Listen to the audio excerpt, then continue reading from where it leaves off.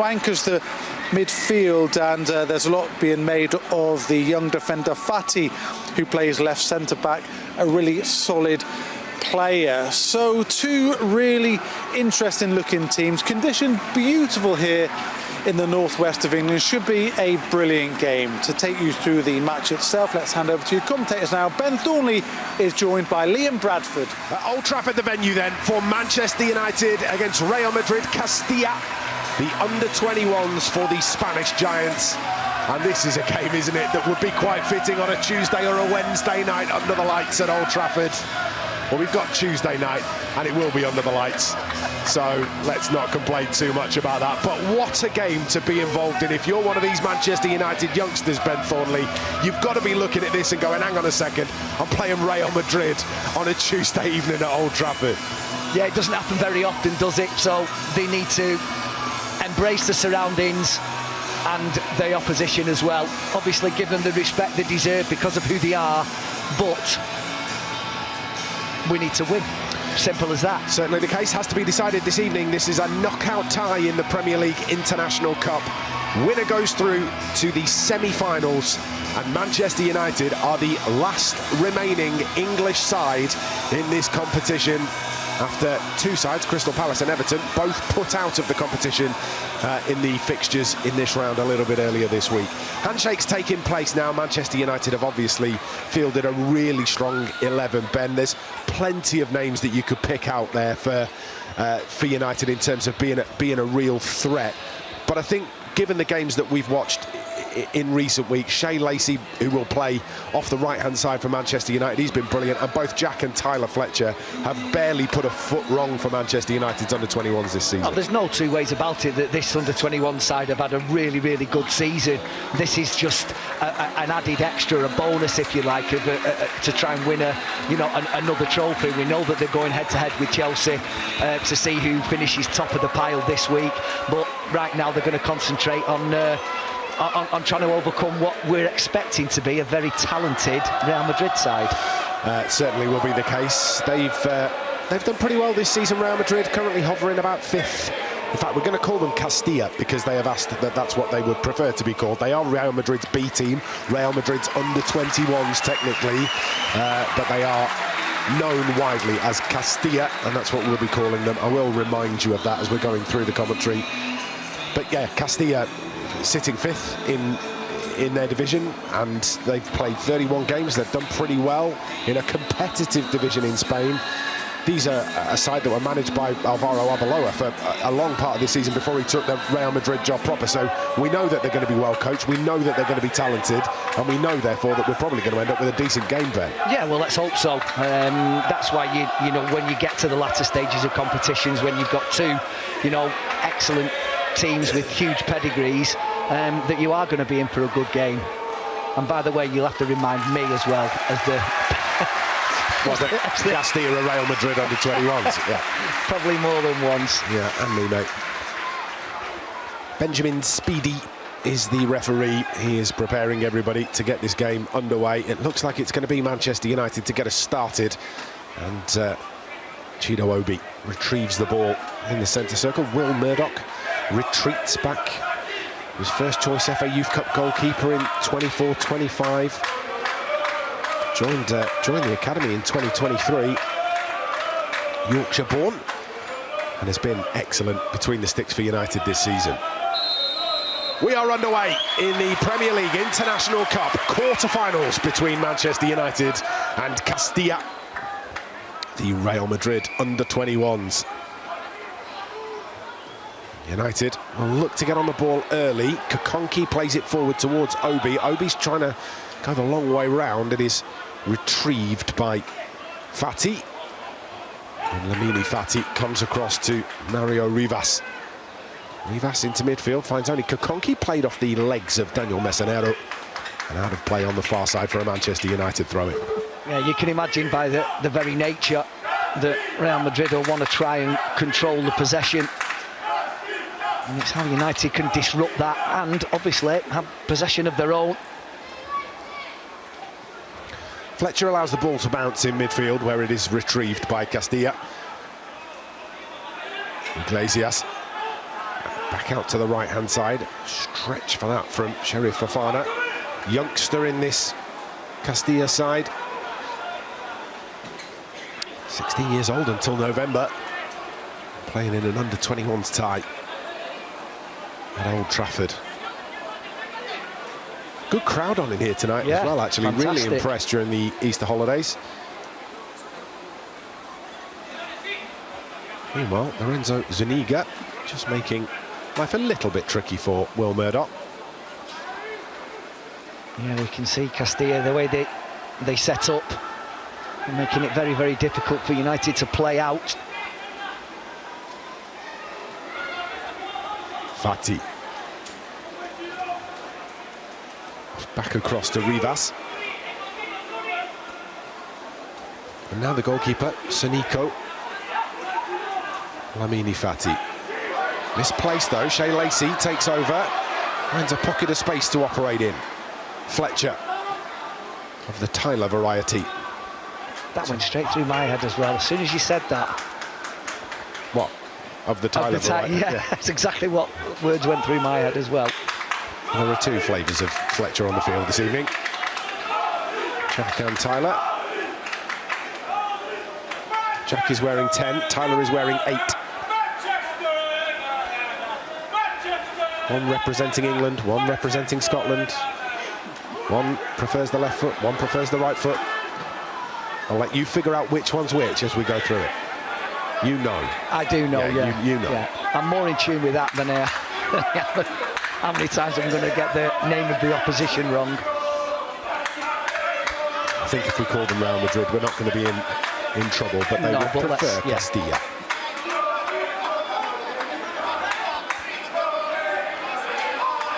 Louis Jackson with the throw-in.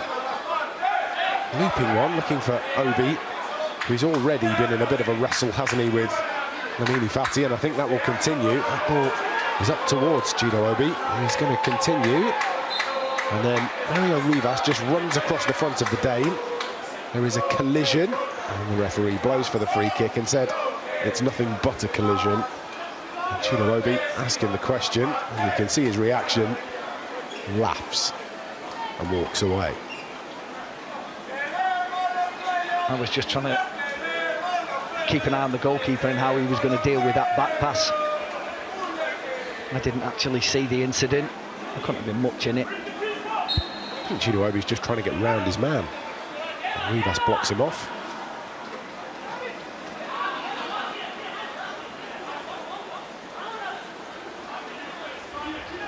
The south stand here at Old Trafford just shaking whilst the freight train rattles past us behind. Over on the far side, David Jimenez. Comes back to Rivas. Under pressure from Obi. Lacey is also lurking. Big name on that from Tyler Fredrickson. And Morehouse just trying to lift that across to Jack Fletcher. Ends up back out on the right-hand side with Messinero. Into midfield and Iglesias. Big switch of play out to Castrillo. Louis Jackson does well to get back in front of him, just slow everything down, and look at Shea Lacey back and helping out defensively too. It's really well done from the winger, and actually his presence is what forces the pass down the left-hand side and is what gives possession back to United. Yeah, just shows you what a little bit of pressure can do. It was a decent switch from the right-back area over to this left-hand side. Nothing came of it. It's very much how this United side play football, isn't it? They like to try and keep the pressure on. Well, Joffrey does a good job of getting that away. Wasn't the kindest ball back to him on the dead ball line. Castrillo. It's a very deep cross. Out to Jimenez. Jimenez into the penalty area, headed away, and that's a thumping header too, isn't it, from Sonny Al Joffrey. I think it was a deliberate deep cross from Castrillo. He saw Jimenez on the far side of the area.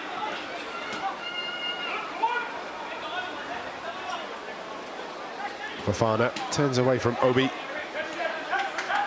Now with Serrano. Manu Serrano has got past a couple. Doesn't get past Rafe McCormack. McCormack's ability to read the game is so important to this Manchester United side, and you can see, actually, with Manchester United without the ball, he's slots into that back four to make it become a back five. Sweeps across the front. He's certainly one to keep an eye on because he breaks up play brilliantly, Ben. Yeah, and he's going to need to do that as well. You can see the movement of the front players when they get on the ball for Castilla. And having somebody like Rafe McCormack, who, like you said, reads the game so well and has the ability to put his foot in as well, not be beaten easily on that occasion. Chino Obi and Lamini Fati trying to swap shirts as the ball was played up to them. You can just see both of them rearranging their clothing after that wrestling match. Can't wait to the end until you swap shirts, and whatever you do, don't put it on while you're on the bench. No names mentioned.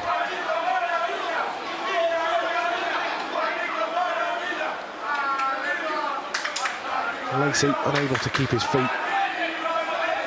Throw-in's going to be taken by Manu Serrano. Brilliantly won by Jack Fletcher, finds Chino Obi. Obi's going to sweep this across to Morehouse. Morehouse just can't quite reach it. Keeps it alive though. And Jack Morehouse back to Fletcher.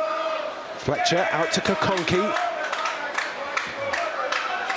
Well, the opportunity was there, and United are now going to have to be patient to see whether they can find another one. After just a pass into the penalty area that was just a little bit tricky. And Morehouse has done well. In court as well. Jack Morehouse brought down on the edge of the penalty area. Reeled in again. Cormac, though, couldn't keep it under control. And Castilla have the ball back. Lacey closing down brilliantly. Lacey goes down under the challenge, but it's a really brave tackle. Just wondering whether this is one of the ones where, you know, it just sort of bends your foot back. I'm not sure whether it might have been the follow-through. I think there's a little bit afterwards, isn't there?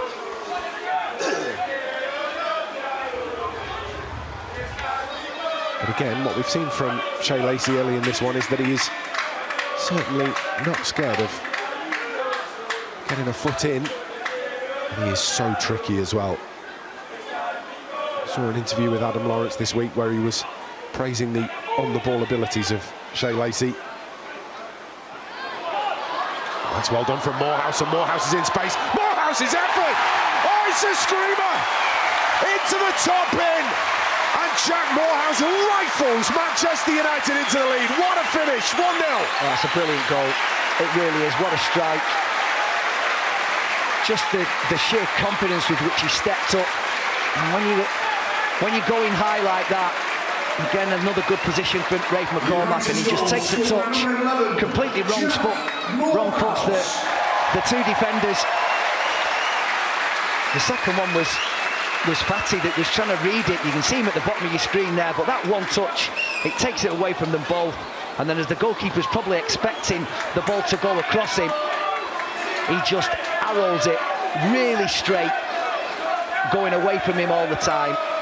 There's a brilliant finish from Jack Morehouse and a great start from United. When we see the replay from behind the goal again, just look at the dummy run from Chino Obi, who makes a move into the penalty area. He draws Lamini Fati with him, and that's what opens the space for Morehouse in the penalty area. Really well done, really well worked, and an emphatic finish from Jack Morehouse.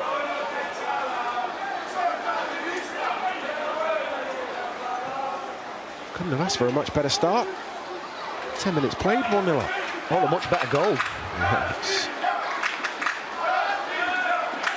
It looked like one of those that had been absolutely laser beamed, didn't it? When you look back on the replay, you realise that it's a controlled finish from Jack Morehouse.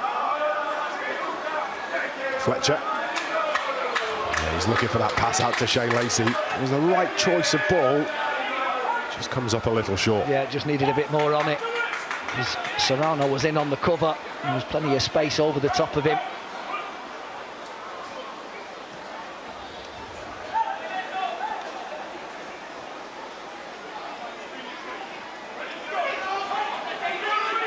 Fati comes out and plays the ball into the feet of Iglesias, who's got a very free roll across the middle of the pitch. We've seen him off the right, now through the middle. Fofana has the ball taken away by Jack Fletcher. Louis Jackson back to Fletcher. Al Joffrey.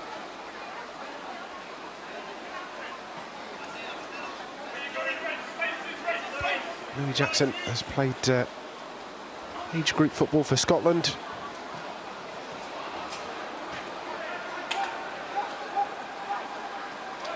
One of a couple of Manchester United defenders at one stage that have played their international youth football for the Thistles.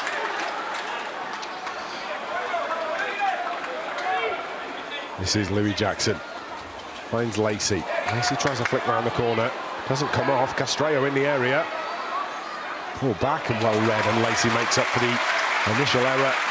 Plays the ball out to Fletcher. Knocked out of play by Madrid, and Manchester United will have the throw-in. Yeah, great work. Everybody makes mistakes on football fields, but it's how you go about trying to rectify it. And Shea Lacey did brilliantly. Well, Lacey's obviously spotted that that's on, because he sees the run again of Fletcher. He tries something very similar. That time he gets closed down and knocked out of play. And I think he's probably right. If he actually completes that pass to Jack Fletcher on the run, the pitch is open right up. That has trickled out of play.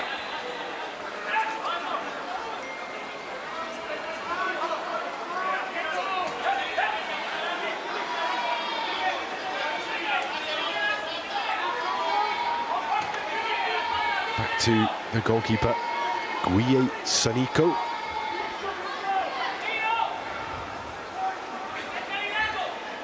He's also the captain this evening for Real Madrid. Sonico. Closed down by Chino Obi, and he brings down Obi in the penalty area.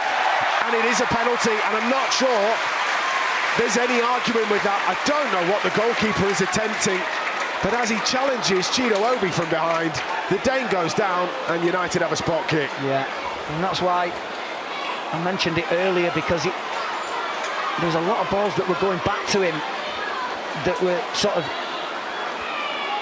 well, in between the posts. But on that occasion, it wasn't like that. It's just a really poor first touch. And Chino Obi was really close to him, so his first touch had to be good. But he was in there, and no arguments whatsoever. You could tell by his reaction that he knew he'd made a mistake, the goalkeeper. Yeah, stayed down. One of those where you're like, oh no, what have I done? Chino Obi reacting really quickly in the penalty area, credit to him. Dummy run opens things up for Morehouse's goal, and now he's won the penalty to give Manchester United a chance of going 2-0 up inside quarter of an hour. Shea Lacey from the penalty spot sends the goalkeeper the wrong way and rolls it home, and Manchester United with a dream start in this quarter-final lead Real Madrid by 2-0. Well, you talk about calmness, and there was nothing there that was phasing Shea Lacey. There was hardly any power in that at all. It was just the eyes and then the accuracy to find the corner, sending the goalkeeper the wrong way. It's always difficult when you have the ability for a goalkeeper to find the side netting. And he just proved that you don't need to lash it. You send him the wrong way and hit the target, you score. Really calm, really well done. Couldn't have tucked that in anymore if he tried, Shea Lacey. Grazes the inside of the post on the way through. And a brilliant start for Manchester United. They lead Castilla 2-0. Well, be plenty of confidence in this side now.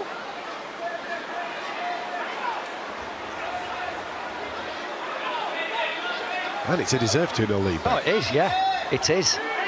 They've... Oh, that's a clash of heads, yeah. Straight away knew that was a clash of heads, and straight away we've got medics onto the field. Both players only have eyes for the ball, and they can be sore ones. It was full-blooded from both of them, and immediately you knew straight away that there had been a a fairly hefty clash of heads, and they hurt Ben. Yeah, they do. I think they're obviously both going to be okay, but as you say, when they go in like that, sometimes it can just be the shock, can't it? Oh, yeah, that is a proper collision. And Louis Jackson was not pulling out of that, was he? He knew he was going to win that header. He wanted to win that header. He does win the header, and then collides fully with Manu Serrano, who is also determined to win the header. I think one of the positives about that is that if you go into a challenge full-blooded like that, 9 times out of 10 you're all right, aren't you? It's the ones that are innocuous, where you've tried to get out of the way and it's caught you unawares. But they are about to be hoisted back to their feet. We've got Manu Serrano and Louis Jackson. Jackson sat up pretty much straight away, and they are just going to go through the final head injury assessment stuff with him, make sure that he's okay.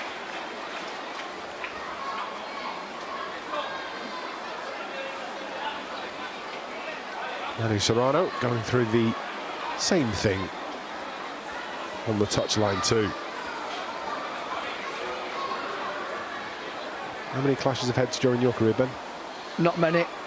That's why I've not got a nose like Joe Bugner. I would be devastated. I have had a few clash of heads, but not many. Oh, he actually gave a free kick to Castilla, did he? I don't know, maybe. Anyway, we are back underway. Both teams down to 10, both players still off the field.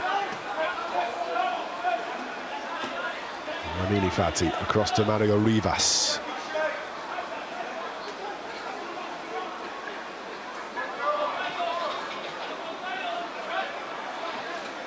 Iglesias. Sorry, that was Mesonero, wasn't it? Across now to Fofana, plays it back to Fati.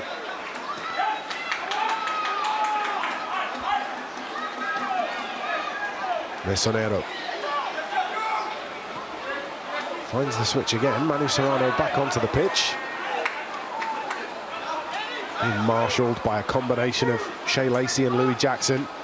Took a ball in between the lines, and McCormack looks to make the challenge, doesn't get the ball. It's taken quickly, and the referee is going to pull that back. And Will Murdoch makes the save anyway. Yeah, he did.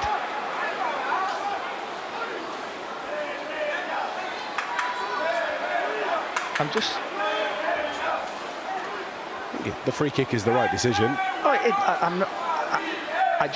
I don't really understand why that wasn't. Well, if the referee was anticipating that it was going to be a shot at goal from the free kick, and he wasn't watching as it was taken, there might be an argument that the officials weren't ready for that play on, and therefore they give the free kick from this position. More of a set piece rather than one taken quickly. Yeah, well, maybe that's another ruling that I've missed over the years, but you were always perfectly entitled to take a quick free kick. Think of a couple that Manchester United have taken quickly over the years that have gone their way. Michael Carrick himself took one, didn't he, and scored? Certainly the case. Yeah. Here is the free kick. It's whipped goal. Oh, it's a great save. Diving stop from Will Murdoch. It was a really well-struck free kick. It was arrowing towards the corner. And it's a really good save from United's keeper. Yeah. The first one was a strong hand that actually didn't count in the end, but that one was angling towards the corner. And it's a full fling from Will Murdoch. A really good save. Iglesias trying to cause problems from that free kick. Draws the save from Murdoch, and the resulting corner in at the near post. And all the way through, flicked on, it's going to go behind for another corner. We switched Donker Conky at the back post.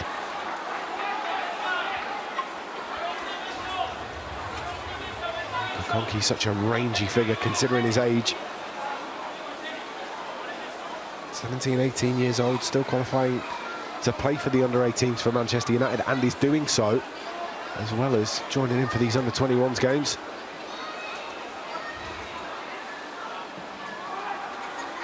Missed header, ends up in the penalty area. It's a lovely challenge that comes in from Castilla. Louis Jackson. United just struggling to get this clear. They're going to be able to get it clear now. Yeah, they've done it for us.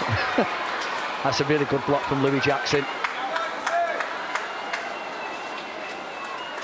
And then the shot from Fofana was slightly ambitious, shall we say.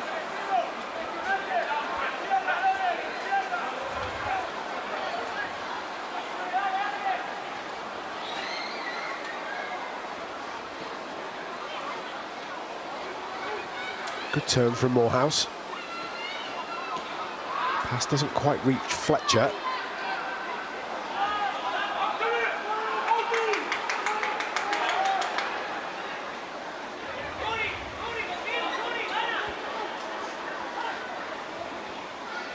Rivas. Obi closing down.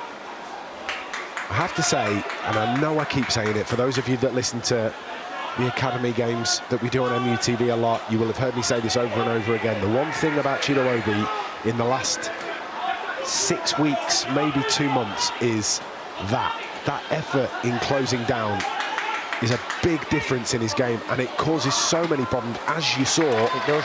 with the opportunity that led to the penalty. I know as a centre forward, you sort of put pride in the fact that you're there to score goals, but he has been the catalyst for both the goals that United have scored this evening without actually scoring himself.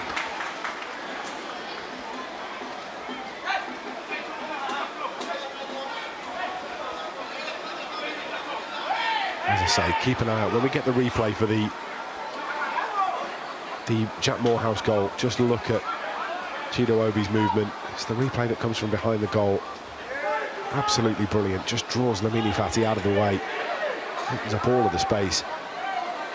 Sheriff Fofana intercepted. Conke was retreating, so couldn't get there, but he is now back in position to make that challenge. Across to Serrano. Infield to Iglesias.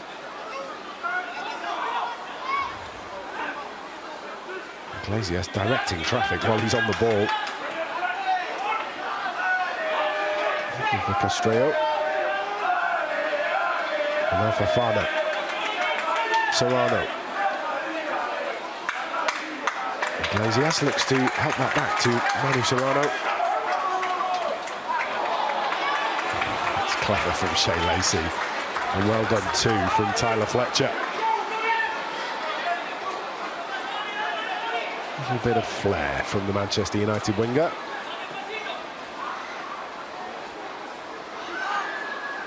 Obi just trying to hold that up.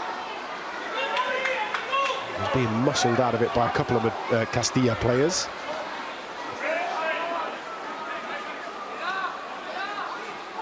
Real Madrid's under-21s go by Castilla in their home league. They are essentially Real Madrid B, or Madrid's under-21 side, their reserves. That's well done from Sonny Al Joffrey. Fredrickson closing down. That's a brilliant ball, right the way through the middle of the pitch. Threaded the eye of the needle to pick out Manu Serrano. Serrano flicks it into Castrillo, who remained onside somehow. Iglesias. Fofana. Into Zuniga. Pull back to the edge of the area. Mesonero looks to get away. Morehouse steals it back. Look at Chido Obi get on his bike here. Holding off his run. Eventually gets the ball from Morehouse. He had to hold and hold and hold Chido Obi. And as he tries to wriggle around to get back to the ball, he is penalised. Chido got on his bike, didn't he? Morehouse just could not release him. They've defended really well when they've needed to. United, they've made it really difficult. Even when they've tried that switch from right to left, which we've seen them do on 2 or 3 occasions now. And here it comes again. But United are in good position. Sorry, Liam. I was going to say that one's more dangerous, isn't it, when it's drilled across? You saw the one before where literally the last switch where it's drilled through midfield, and it makes it much more difficult for Manchester United to get back across. The defence slides really well for United. If you can fire it across the pitch, you give them less opportunity to move. United will be more than happy to see those floated from one side of the pitch to the other, I would imagine. They still haven't really conceded anything from open play, anything at all from open play. The only thing they've got to show is the save from Will Murdoch from the free kick. Maybe an opportunity coming here from Mesonero. Finds a yard of space, but is quickly closed down again by Godwill Kokonki. Uses that frame, gets a block on it, and behind it goes for a corner. Yeah, he looks a tidy player, Mesonero, but he is, from what we can see, he is very left-footed. And from that position, Godwill Kokonki knew exactly where he wanted to go. Cutting back inside on his left foot from that angle. We have this conversation a lot, don't we? More on that in a second, as this is headed away by Morehouse. The conversation is, if you are that left-footed, players pick that up really quickly. And Godwill Kokonki will now know that all that Mesonero wants to do is come back on his left foot. Definitely. It's intercepted. Morehouse, just a slightly heavy touch allows Mesonero to knock the ball away and out for a Manchester United throw-in. Been a good game. Yes. There are 3 seats on this bench. And Ben has to sit right next to me when we're in vision. And he said before kick-off, I'll move up to the end seat so we've got a bit of space. He's been sat on my lap for 28 minutes. I did say that, I'm sorry. I did. If you're cold, you can have a cuddle. No, it's all right, I've got my tracksuits off, it's fine. Good.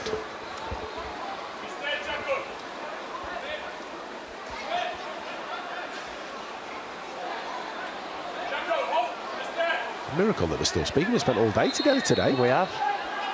Episode of Inside Carrington. And on to this, which has been a thoroughly entertaining half an hour. Julian Lopez de Lerma barking orders from inside the technical area.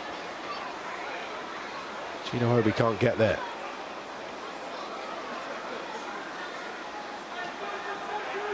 Back down the line, across from Rivas to Fati. Only Fati into the feet of Bruno Iglesias. Castilla turns the ball around the corner.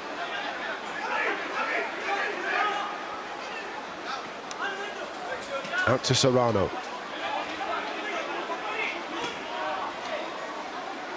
Mario Rivas.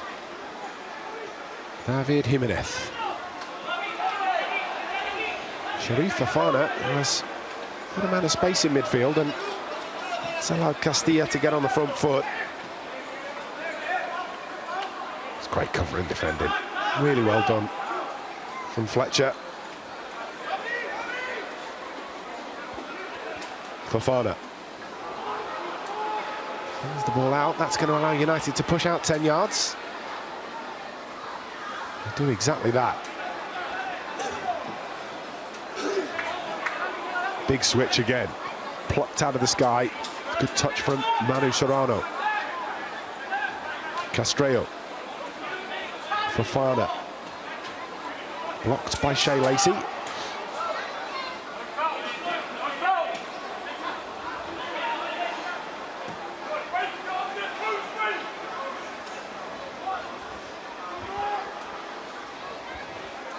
Jimenez pulls this back to Mario Rivas. Now back to Sanico. That might be the first touch that Sanico has had since giving the penalty away.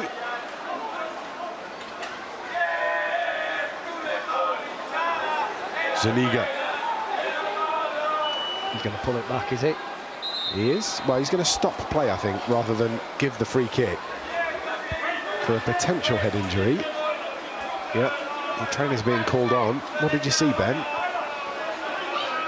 Certainly caught him suggesting that he's been caught in the face. I didn't think it was his face, but... Take a look here. Oh, the ball gets hit into his face. Ball. Yeah, well, hopefully the referee spotted that. Benjamin Speedy.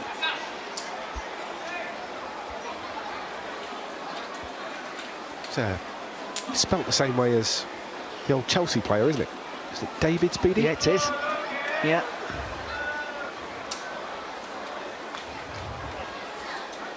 There's a blast from the past. I don't know where I pulled that from.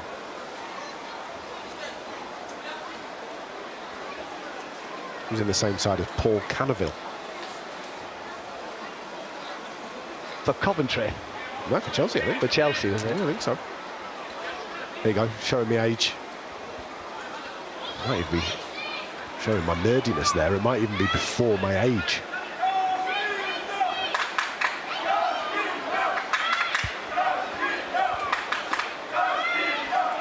Well, Daniel Mesonero, having to leave the field after he got a ball in the mush. And now Manchester United will have a drop ball restart.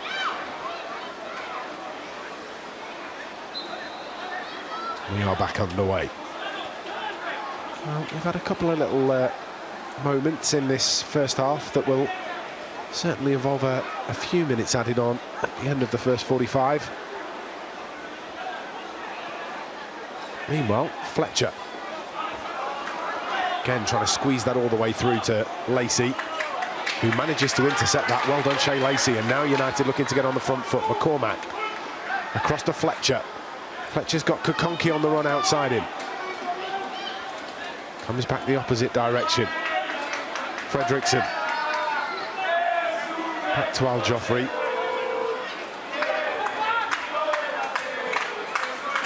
Shea Lacey dinks that one round the corner. Going to find Fletcher, who gets there. Just another heavy touch, wasn't it, from Lamini Fati? Shea Lacey has been in space on this right wing on 2 or 3 occasions, and United haven't managed to find him. I think if you could get that ball away to him when he's in that space, stand a really good chance of creating something. Serrano just realised then that he was about 30 yards out of position. Shea Lacey standing all on his own, but unfortunately for United, we didn't have control of the ball. It's really clever from Lacey, because what he's forced Manu Serrano to do is drop back in. Well, yeah, as a fullback, he has to. He wants to get forward, though, doesn't he, Serrano? We've seen that. But you can't get forward at the... Not when you've not got the ball. You've got a United player stood in 25 yards of space. Morehouse again, edge of the area. Looks to play that across to Fletcher. Takes a small deflection and it carries it away from him. Iglesias dispossessed. Clever ball from Tyler Fletcher. Louis Jackson. Shea Lacey.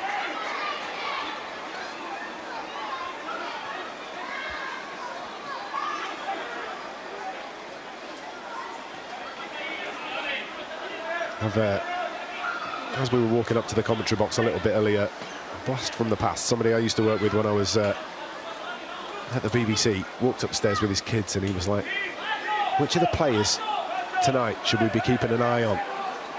And I'm really, really glad that I said Jack Morehouse, because that finish is absolutely exemplary to give Manchester United a 1-0 lead. And now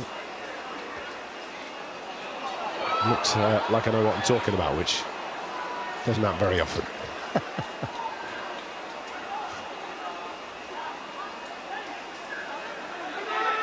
Fofana just about finds Castreo. Rivas switches on again.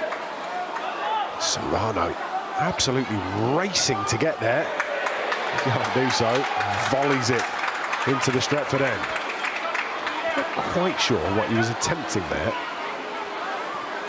He got there in plenty of time, even if he was running out of grass, just to sort of put it out for a throw-in. At least stop the ball. Mark Sullivan from MUTV is sat alongside us, and I've just watched his reaction as that ball got volleyed into the second tier of the Stretford end. Confusion reigning supreme. Castilla in possession.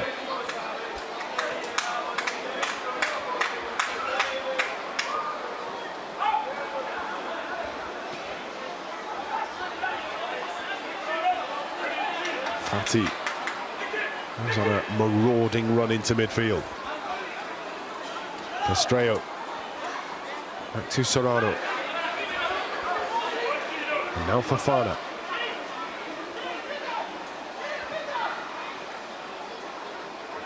Almost won by Morehouse, but Castilla keep hold of the ball.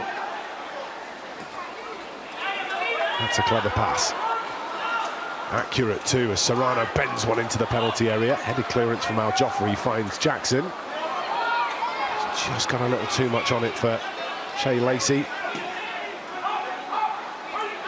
I mean, they almost successfully tried that switch, and when I say successfully, what I mean is that it finds its intended target, but what they do after that has not troubled United one bit. And credit where it's due to United. There is they've defended really, really well. Yeah, there's a lot of hard work going on. If you look at Rafe McCormack here coming back in to try and help protect the back four, as that is met inside the penalty area brilliantly, and it's been rifled into the midriff of Tyler Fredrickson, who is, I think he's having to counter two. I think that's the problem. Double check, they're both still there, and we'll be able to get the game back underway. I think he's caught that where it's not very comfortable. Yeah. There. If you're here with Groner, you know what's going on. Yeah. I mean, the game plan is obviously to try and get Serrano on the ball down on this left-hand side.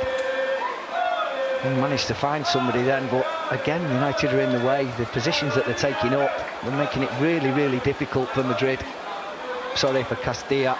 I told you I'd do it. Well, look, I think both are acceptable. I don't think you're making a mistake. Yeah, well. Meanwhile, the referee, Benjamin Speedy, has just gone to check on Tyler Fredrickson, and they've had a little bit of a laugh, but not entirely sure that Tyler Fredrickson was ready to be giggling after being struck where he was. Clever from Rafe McCormack to wriggle free. Well, I hope he's done well as well. And he's pulled backwards, he wins the free kick. Well done from the day. Yeah, two really good turns. Rafe McCormack first of all, and then over on that far touchline, and he didn't really look as though he had a lot of room to work in. Work to room in would be a better way of saying that.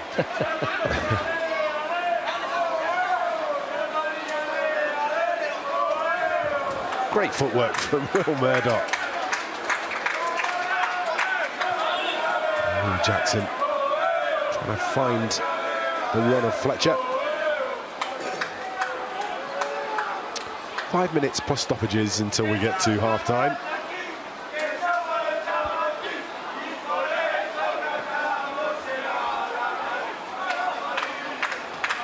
Lacey cushions that back to Louis Jackson.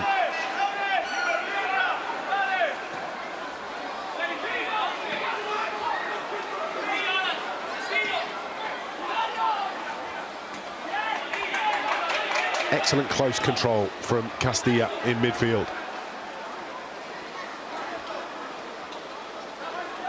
Well, the technical football on show, Ben, has been a real spectacle from both sides.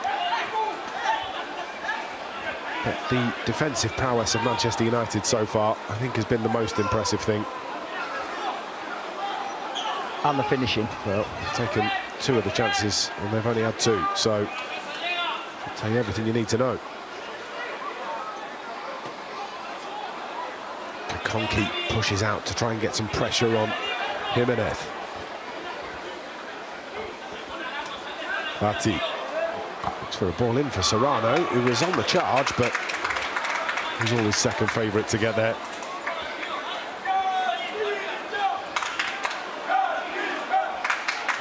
Serrano then just throws the ball away from everybody. Might be a little fortunate. At least he kept that one out the Bridgewater Canal. He'd have had a job towards the Stretford end. Bridgewater Canal's about 3 miles in the opposite direction.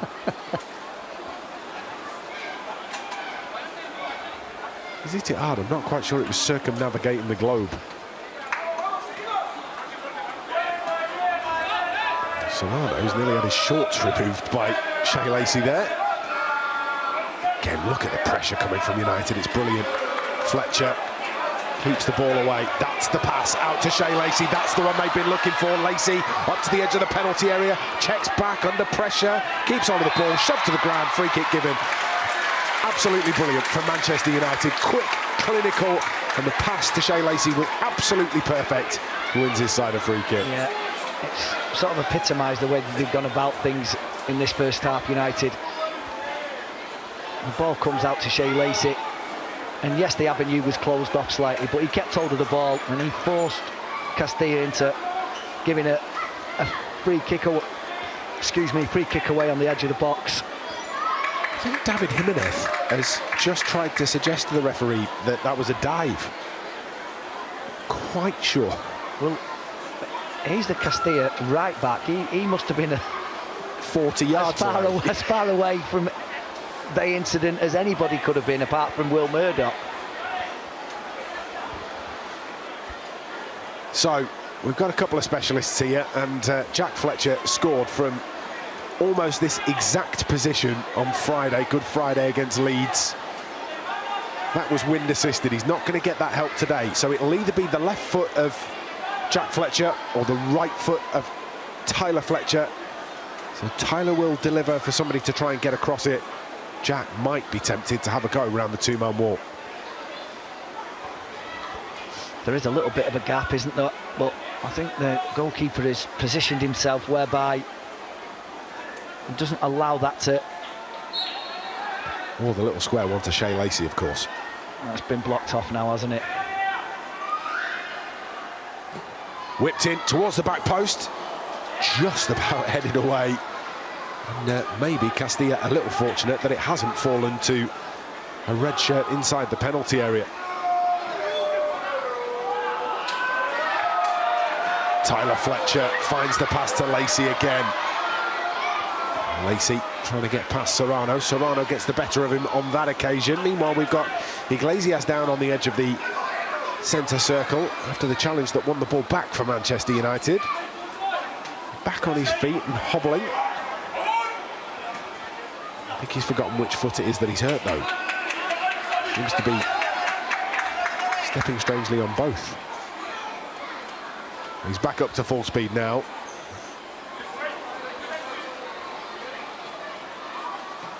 The ball out to Kokonki is misplaced by Fredriksson. Header comes in inside the penalty area. And Castilla have got one back. Right on the stroke of 45 minutes. A loose one into the penalty area. Comes all the way through. And Gabriel Castrello applies the finishing touch inside the penalty area. I'd just love to see how this goes in. You've just got caught Kokonki. I'm sure that must have taken a deflection. That little flick there from Iglesias, who was down on the floor in the centre circle not 20 seconds ago. But it's just this header here that does everybody. I think he's taken a deflection off Sonny Al-Joffrey, I do, because of the way that it looped over the top of Will Murdoch. It's inconclusive, but one thing that isn't is that they are back in it just before half-time. And we've got 6 minutes of time added on at the end of the first half. Kokonki comes back to Jackson. Lacey.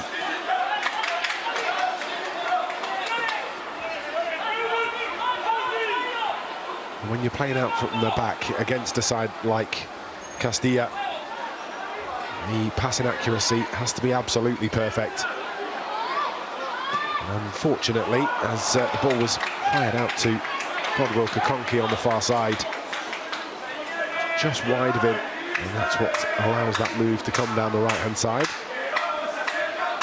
I mean, because of some of the possession that they've had, Castilla, they'll probably think that they deserve to be back in this game, but they've not created anything in terms of, you know, has Will Murdoch been worried? Well, that's the first chance from open play, isn't it?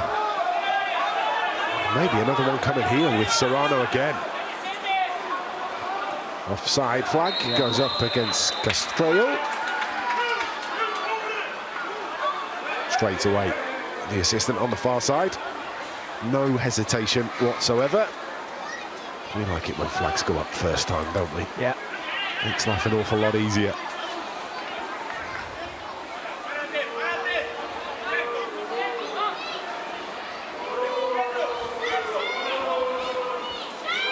Indirect free kick to be taken by Will Murdoch. Referee's arm raised to signify that it is an indirect free kick. Another big tackle in midfield. Oh, there's a little bit of a lash out there as well from Zuniga. Meanwhile, Castrello's up to the edge of the area. Zuniga bursting in, and he has a little pop back, and the referee is just going to calm things down here, because Lorenzo Zuniga has had a flail out inside the centre circle, and as he then comes back in, he makes this challenge, which is really naughty, and it's all from frustration, Ben. Yeah, he was after revenge straight away, wasn't he? The incident with Tyler Fletcher in the middle of the park, and he's probably been frustrated with his own performance because he's not really been a focal point for Castilla's attack. And he just let his frustration get the better of him. I think he's a little bit lucky that the one in the centre circle hasn't been spotted, because I think if it is, that one is... He's done it again, look. Yeah, he's had another little go. The referee's going to have to keep an eye on that situation.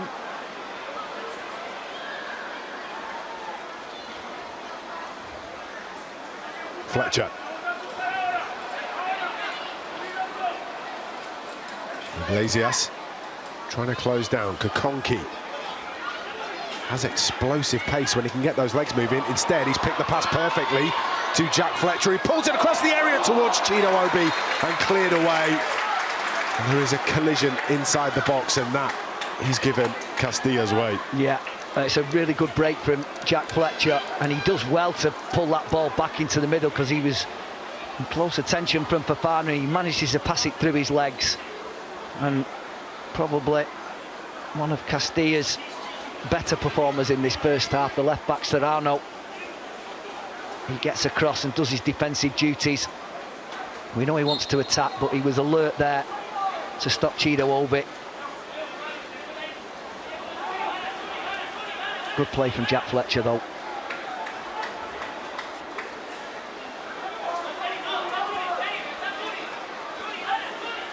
It's been a really good half. Still got a minute of it to play. Yeah, there's just another one here where there's a level of frustration coming from Castilla, and it is just threatening to boil over. They love that ball, though, don't they? That switch from the sort of right-back area, inside right midfield area, to the left-hand side. They're wise to it, aren't they? Yeah. Not going to stop them playing it. I'm just wondering whether that must be a feature of the way they play. Guided header from Fredriksson. Ball down the wing from Kakonki is intercepted by Jimenez. Kakonki, though, stays high and very nearly catches out Sharif Fofana. Yeah, he's been caught out a couple of times. I know you made reference to the fact that he is only 16, but you can see. Referee brings the first 45 minutes to a close, and what an entertaining 45 minutes it was. Jack Morehouse opens the scoring for Manchester United. A rifled effort into the roof of the net to give them a 1-0 advantage. Then Chido Obi felled in the penalty area by the goalkeeper Sinico, and Shea Lacey rolling the penalty home with the goalkeeper sprawling in the opposite direction. That wasn't it though. Castreo making way inside the penalty area to fire home to give a lifeline to Castilla midway through the first half. Brilliant game of football in the Premier League International Cup. It's half-time and Manchester United lead Real Madrid Castilla by 2-1.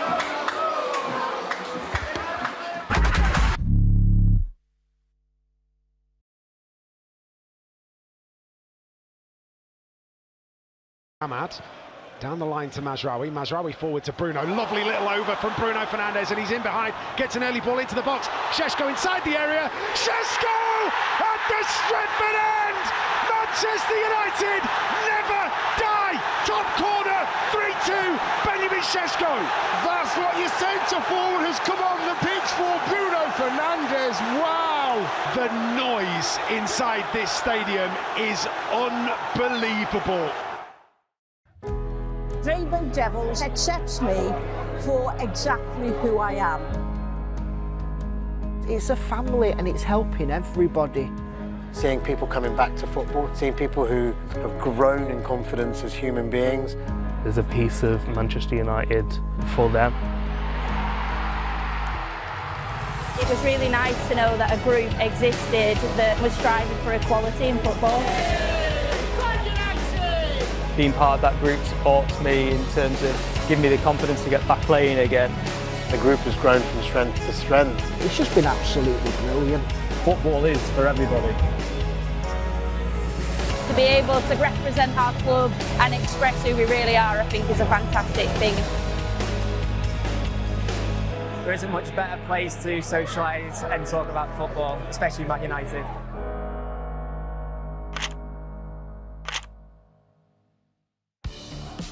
This picture in particular needs little if no motivation for those United players. Johnson to take, or could one goal? It's Roque Jr.'s first goal for Leeds United on loan from AC Milan. 3 minutes into the second half and United are behind. Djemba, Bellion is onside, real chance, 1-1. David Bellion marks his first start in a United shirt with his first goal, and this League Cup tie is back in the melting pot. United meanwhile have it in the Leeds half with Eagles. That's just an indication though that one little bit might be enough, but this is Fletcher. Forlan surely, yes! United finally have their goal, the shirt is off. That means that Diego Forlan has scored, and has he scored the goal that takes United into the next round of the League Cup? That's come all the way through to Milner. Oh, Leeds have equalised. It's him again. Roque Jr. United have had all the game. They've got themselves in front. Fortune could be free for Djemba! And they have scored again. His second goal for United. There's the celebration, and that surely will take them into the next round of the League Cup.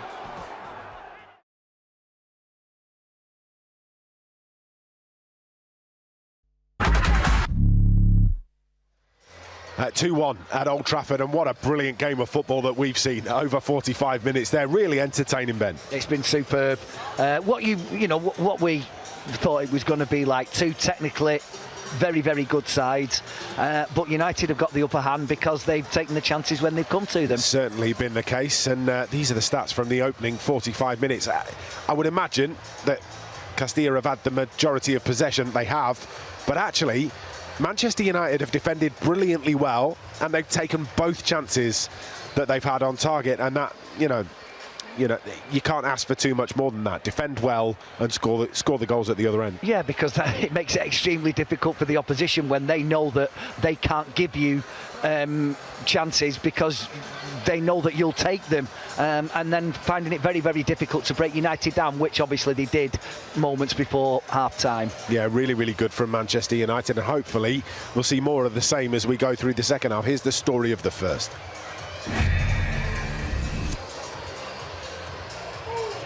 Well, this was the goal, won by Rafe McCormack, knocked on But this finish, Ben. It's wonderful. Doesn't give the goalkeeper an opportunity.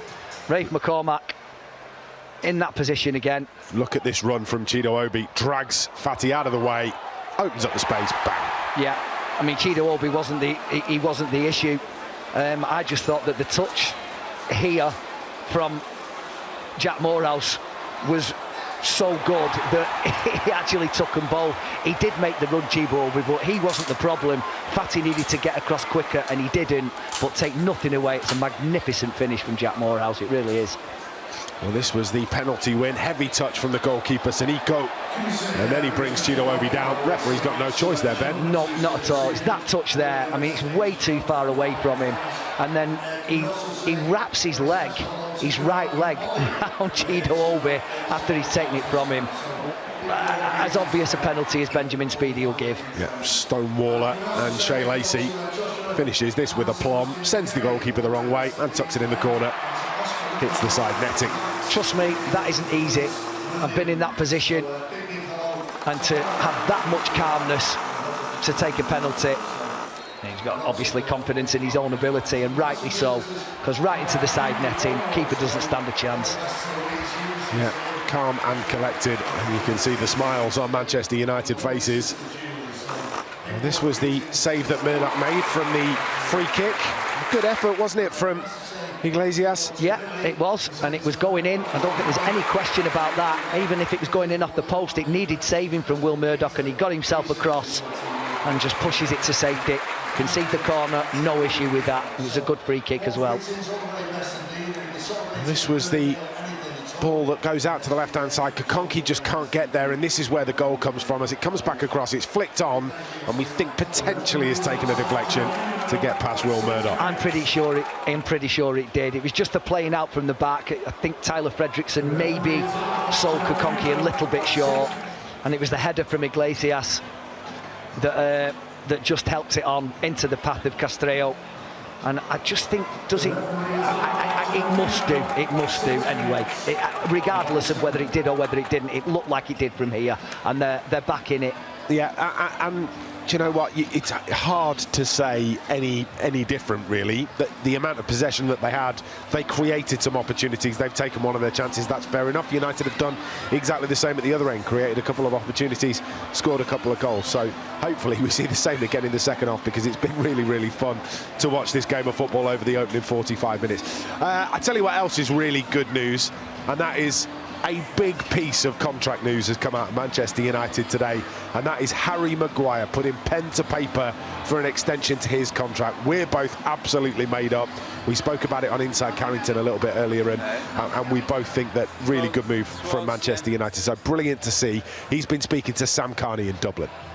So Harry, congratulations on signing your new United contract. How does it feel? No, it's amazing. Obviously, it's my 7th year, and to be at this club, to play at this club one game is really special. So to be here 7 years, going to be 8. Really looking forward to it. Big, strong end to the season is a focus now. Put us in a strong position going into next year. And then we've got to make next year a lot better and a lot more positive and a lot more special. So, yeah, I'm really looking forward to it. And we've just seen you here with your family getting your contract pictures signed. How much does it mean to them to see you sign a new contract here? Yeah, definitely. We've always felt so welcome at this club. The kids really enjoy it. Yeah, we're really settled here in Manchester, and no, it's amazing to get the contract signed and to be here another year, guaranteed, and to play at this club for another year is special. It's a special feeling to play here and to play in front of our fans. We have the best fans in the world, and to have the opportunity another year it means a lot to us all. What made you sign on for another season? What more is it that you want to achieve here? Yeah, I feel like we're in a good place at the moment, and I believe that we're on a forward curve with the club, and I want to be part of that. I want to leave the club in a good place whenever I do leave the club, and that's the most important thing. So it's not about me, it's not about individual, it's about the team, it's about the club, and wanting to leave the club in a good place. And I feel like next season could be a special year if we carry on working hard, if we recruit well in the summer. It's a big summer ahead, and like I said, focus on this year to make sure that we're in a good position for next year, then make next year a special year. And we've obviously been in brilliant form since Michael came in January, and he's someone who's been through this process himself, obviously, as a player. Did you have any conversations with him before making a decision?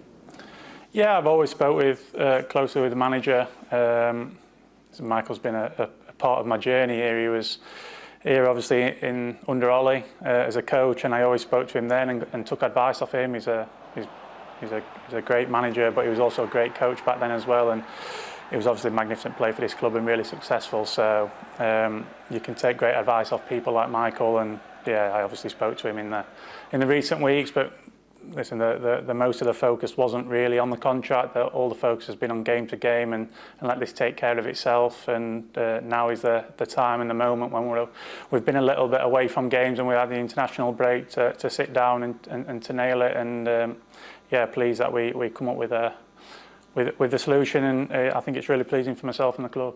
And how do you feel yourself in your own game? You're top of your game mentally and physically at the moment? Yeah, I feel really good. Physically, I feel really good. Mentally, I'm in a real strong position. I can bring great experience to the team, leadership, but also I can help on the pitch as well physically. So I feel in a great place. I'm really looking forward to the end of the season. Only a few games left. Obviously, I missed the Leeds game, which is disappointing, but a few games left. Like I said, big finish we need, big strong finish for the lads, and then, like I said, it's a big summer ahead, and we've got to come back next year ready and raring to go and make sure we're in the mix for all the competitions. Every player obviously has ups and downs during their career, and you've spoken about the challenges you face. So when you come to sign a contract today, how proud are you when you look back and see how far you've come?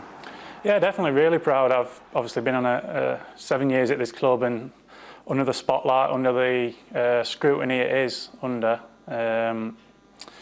you're always going to be up and down, and we haven't won as many things that I'd like in those years, but we've had some great memories and great times as well. So, like I said, I feel like we're in a good place now as a club. Everything's moving forward, and I want to be part of that journey and make sure I leave it in a great place. Yeah, as you say, some big games to come, so is it just about keeping that momentum now from what we've seen since the start of this year, really? Yeah, definitely. Yeah, huge game coming up on Monday night against Leeds. We've got to make sure that we're ready. A big game. We know how much it means to our fans, and yeah, more importantly, the table and our aim to finish as high as we can in the table. We've got to push now, and we've only got a few games now from now to the end of the season. We've got to push and make sure that we push real hard and give it absolute everything. Yeah, and Champions League football, how much of a kind of carrot is that for you, really? You've played in it before, you've scored some big goals, obviously wanting to be back in it next season. Yeah, definitely. I think when you play for this club, your demand is to play at the ice level, and that's the best competition. And we want to be there. Last season, we know wasn't nowhere near good enough for this club. It was unacceptable. This year, we've bounced back. We've got ourselves in a good position, but we've only bounced back if we finish the job off now strong. So it's one big final push from everyone, everybody involved at the club, the fans, the players, the staff, and we're all raring to go. And just finally, fans all around the world will be watching this interview, happy that you've signed a new contract. So what is your message to them? No, a big thank you for their amazing support over the journey of my time here. It's been a wonderful time, but listen, it's not finished yet. Big end to the season, stay with us. I know they will do, and then next season, let's make it special. Yeah, great news, and we're both in agreement, aren't we? He's been such an important player for United over the course of the last couple of seasons. Just think about that game against Lyon. You and I sat here, and my head down on this desk because I was absolutely spent. I had nothing left after that goal, and then the goal goal at Anfield against Liverpool earlier this season. He's such a big player for this football club. Yeah, massive. A proper leader on and off the field, and performances that he's been putting in consistently for the last couple of seasons. He's an immense character, and everybody connected with Manchester United, players, fans, wherever you are, should be delighted at the news that he's signed an extension to his contract. I think the bits that go unseen from Harry Maguire as well are just as important. He is such a big character in the dressing room in terms of helping maybe some younger players through the beginning parts of their career, and the advice and the guidance. And you know, we did a podcast with him and Aidan Heaven, and you can just see that he cares about making sure that those players understand what it means to play for Manchester United. And you know, the best way to manage that situation. And I think having players like that in the dressing room, experience like that in the dressing room, fantastic. And maybe, just maybe, you're looking at your starting centre-half for the World Cup for England as well. So not a bad season for Harry Maguire. Well, if Thomas Tuchel's listening, and I'm sure he's not, then 2 of our back 4 should be in that starting lineup in the summer. Yeah, how you've missed out, Luke Shaw, I don't really know.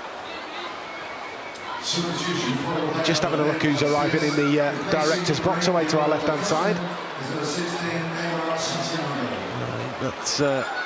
I've seen Harry Amass knocking around in the director's box. Darren Fletcher's there. There's Tony Coton just coming up the stairs. We're almost ready to get ourselves back underway on the field of play.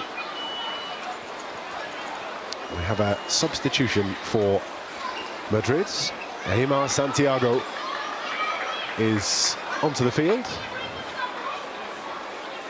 Spot who had left the field of play, but we will keep an eye on that situation for you. Aimar Santiago is on.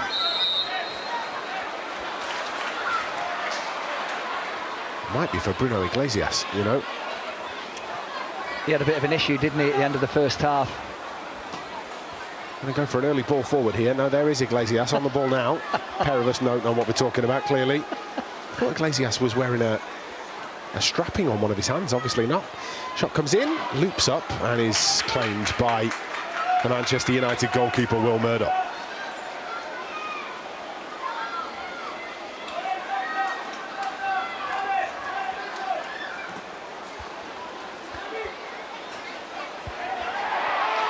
Obi feels like he's impeded. The referee feels otherwise.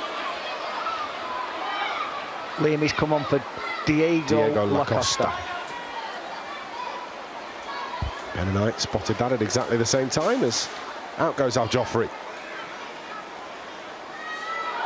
Lacey spins away from danger. Scythes a pass into the feet of Morehouse, who can't bring it under control.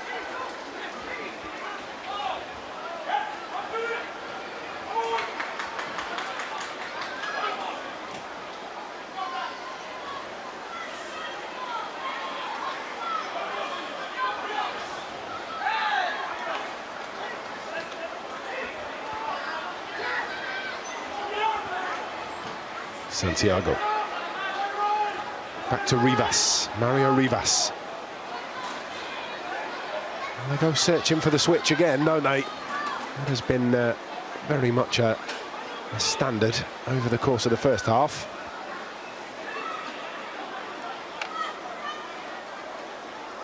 Jack Fletcher closing down. Sharif Fofana gets it out to the left-hand side, bent into the penalty area where it's headed away by the captain, Fredrickson. Pull back, edge of the box, Iglesias. Out to Mesonero. Through it goes. Chance maybe to return the pass from Jimenez, but can't do so. And then Kokonki going to stride away. Strong running from Godwill Kokonki. And then he runs into Fofana, who gets the tackle in. And that's a brilliant 50-yard run from Godwill Kokonki. Yeah, superb full-back play. Carries his team up the field and withstanding 2 challenges. The third one got him, but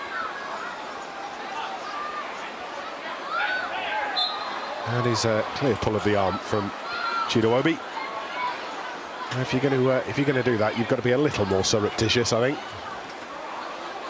Oh, sneaky. Dictionary out again. Sneaky is what I meant. Sneaky. The best part of that sentence was again. Dictionary out again. Sorry. Circumspect would have been another good word to use in that situation. No? Yeah. that one I do know. Okay. Surreptitious I've heard of, but I didn't know that's what it meant. I didn't know that was the meaning of it.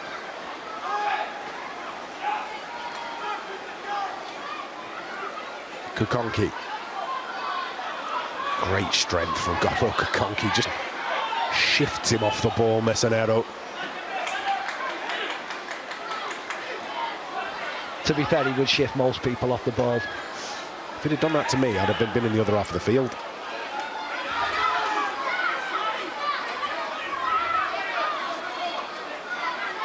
It's interesting at this level, at the academy level, and we were talking to Colin Little, weren't we, before the game, and there are some players who have done their growing now at this level. There are some players that have got no more, you know, height to gain, and there are some who are not, in terms of completely physically developed yet, and that's what makes it so interesting. That's a good touch from Mesonero, out wide to Jimenez.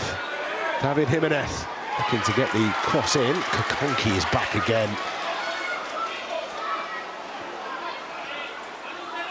Fletcher out to pressure the ball. Iglesias trying to get free, given away to Morehouse. Lovely balance from Jack Morehouse, and he's herring into the half.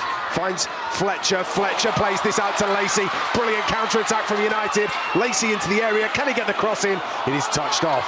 A Castilla player, and will be a corner, but that is a cutting counter-attack from Manchester United. Yeah, great break from Jack Morehouse. This is definitely one of his strengths, being able to drive at the opposition through the heart of the field.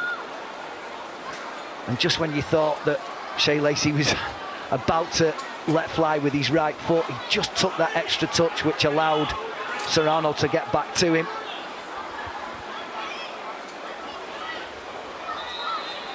Meanwhile, Tyler Fredrickson is down. Tyler Fredrickson is obviously struggling. Yeah. And the referee indicates it's potentially a hamstring problem for the Manchester United skipper.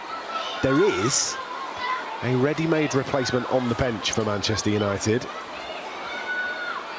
Not sure that Adam Lawrence would have wanted to have made the change this early in the second half. We've only been playing 6 minutes of the second period. But Tyler Fredrickson looks like he's going to have to make way, and that will be Dan Armour onto the field.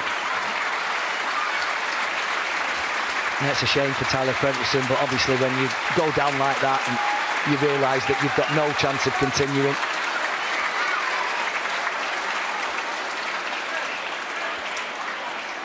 But Dan Armour, as you say, is a ready-made replacement. Great left foot as well. Yeah, he has. Armour. In terms of being able to deliver the ball between the lines, could be important. Reads the game so well as well.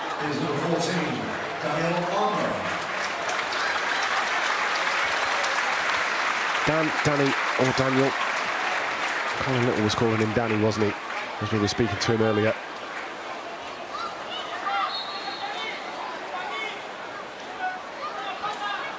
Lacey's delivery. Claimed, dropped, poked back goalwards.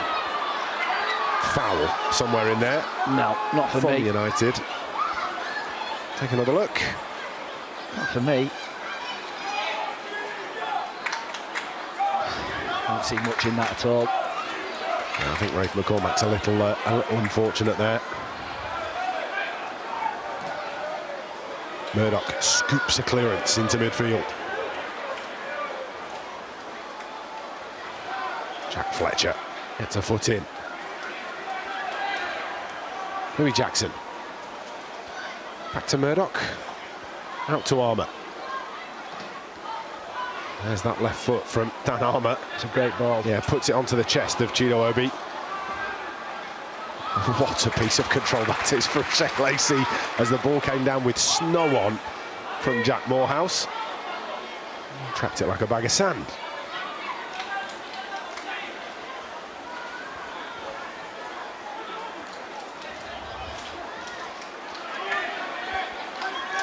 Armour.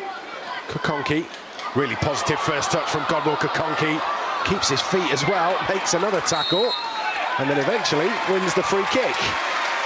Well, he is causing problems in the beginning part of this second half. Well, his first touch was superb, the way he spins in. And it was that one there from Jimenez, wasn't it? The first attempt that didn't really do much, to be honest, but well spotted by the referee. It was a foul. No attempt to play the ball from the full-back.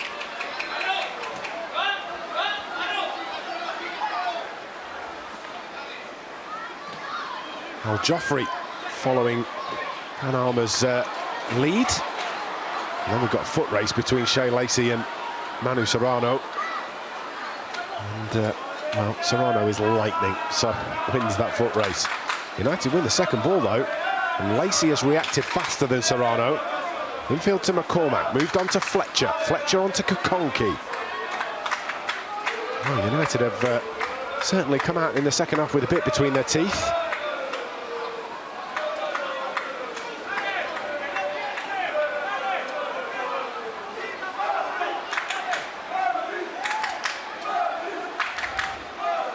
Fletcher round the corner to McCormack. Nice. Round the corner again to Jackson. Down the line to Lacey. Back to halfway and McCormack. 1 and 2 touch from Manchester United, keeping the ball away from Castilla.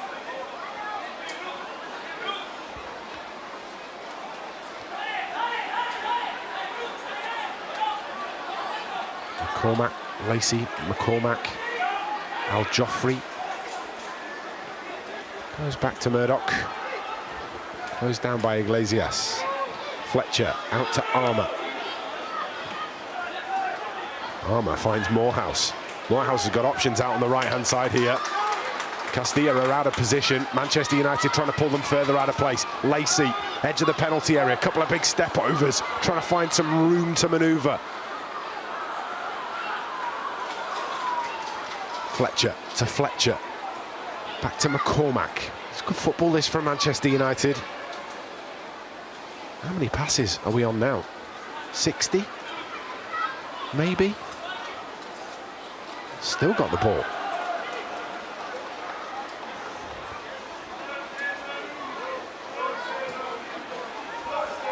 Yeah, looking for the one in behind. Yeah. Too much on that.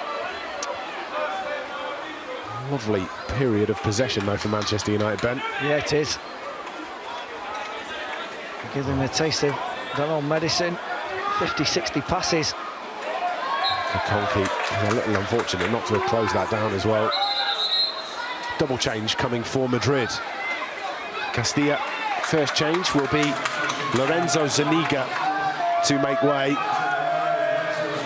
Been a little ineffective. Yeah, that doesn't really surprise me one bit. Jaime Barroso coming on to replace him. And the next change will be the scorer of Castilla's goal, Gabriel Castreo. And Castreo is replaced by Juan Mascaro.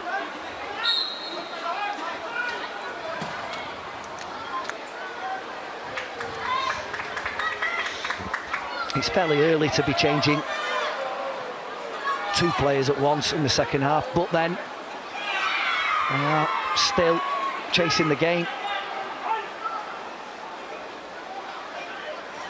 Going to give himself the best opportunity to do that. Yeah. That's a good tackle from Lacey. Might have set Manchester United moving here. Obi's turned into space and now he's driving towards goal. Flicks it out to Lacey. Lacey gets it onto that left foot. Carries it away. Just got swallowed up by a couple of retreating defenders. Chido Obi was in acres of space. They backed off him.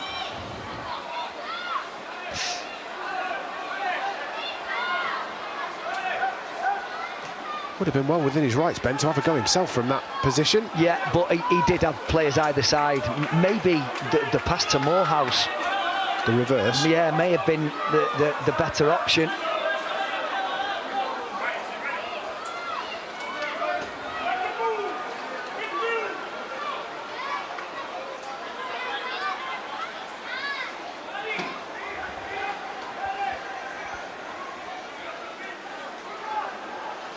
Well, Joffrey doing a blocking job, and the clearance from Murdoch is long and downfield, and Obi has gone too soon.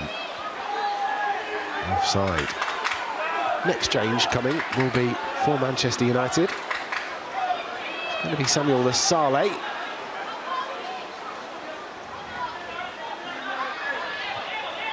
Meanwhile, Castilla. Iglesias, little over from him. Tackle comes in from Fletcher. Good block from McCormack. Whipped in, near post, headed away by Sonny Al Joffrey, and out of play for a throw-in. Good position.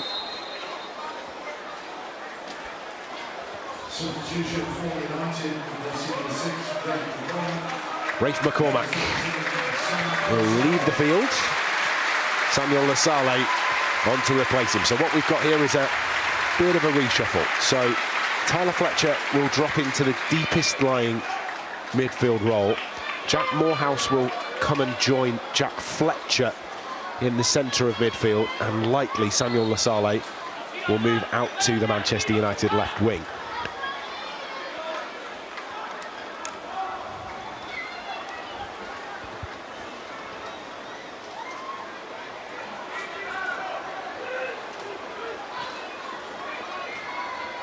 Kokonki comes through the middle to Morehouse, who is fouled. And the referee's seen something that I didn't. Me too. Me too.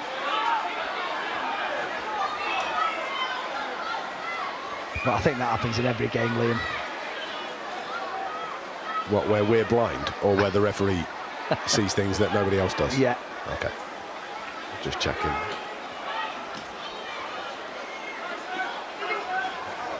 Dan Armour engaging high up the field. Now he's got to get back in. Tyler Fletcher goes out to try and put some pressure on the ball. He's helped out by Louis Jackson. He gets the ball away. Good control from Jack Fletcher. He's got it infield to Chino Obi. Obi's going to help this on to Lasale. Lasale is going to give this back to Obi. Obi in the area, left-footed! Over the bar. Good move, did really well initially. And then sort of scoops the ball up to Lasale, who then does him the favour of giving it him back. And I think it was his only option. Chido Obi, he didn't have anybody up in support with him, so he went himself. Just slightly too high. Kokonki intercepts again. Fletcher to Fletcher. Jack to Tyler. Now out to Lacey. Shane Lacey comes back in field. Morehouse gives this to Dan Armour. Samuel Lasale just leaves that one behind and rolls out of play.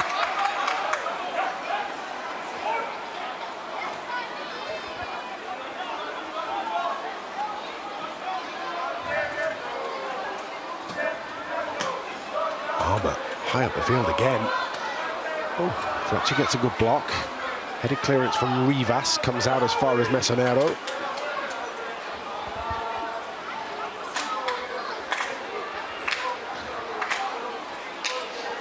Been a tidy player, Mesonero, Daniel Mesonero. Yeah. I think their left side in general is, obviously, by the way that they play, it's a feature, isn't it? Absolutely. On the run again, Manu Serrano. Dinked up to the edge of the box where Kokonki gets the header in. Still not clear from United. Across from Jimenez. Mesonero into the area. Good turn here. Shot comes in. Big save. Will Murdoch makes himself big. Spread eagled and smothers it behind. Yeah, superb from Will Murdoch, because it's a good touch from the full-back Jimenez, and then the little ball played in from the aforementioned Mesonero. And it's a decent turn from the substitute Barroso, but he's out straight away, the goalkeeper.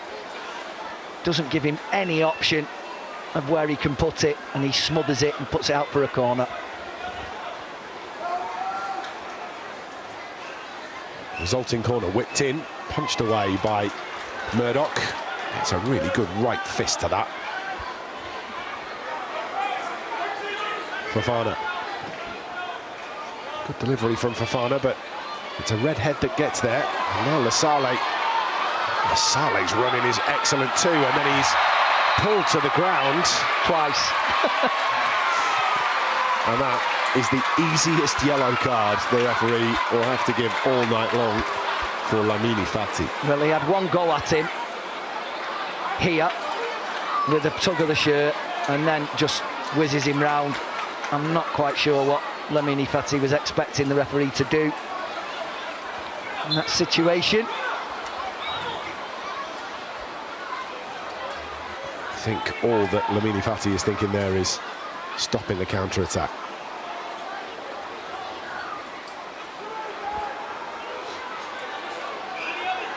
Castilla get a great ball in. Mesonero ghosts between a couple but can't make the connection. Murdoch collects.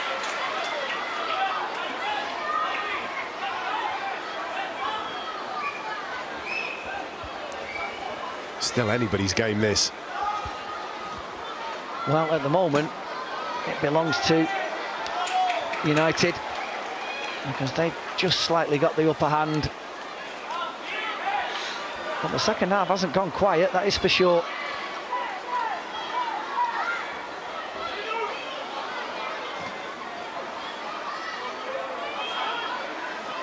Put down by Fofana.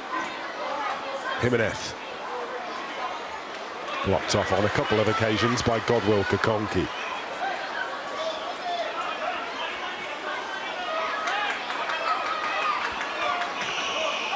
Adam Lawrence cheering his side on.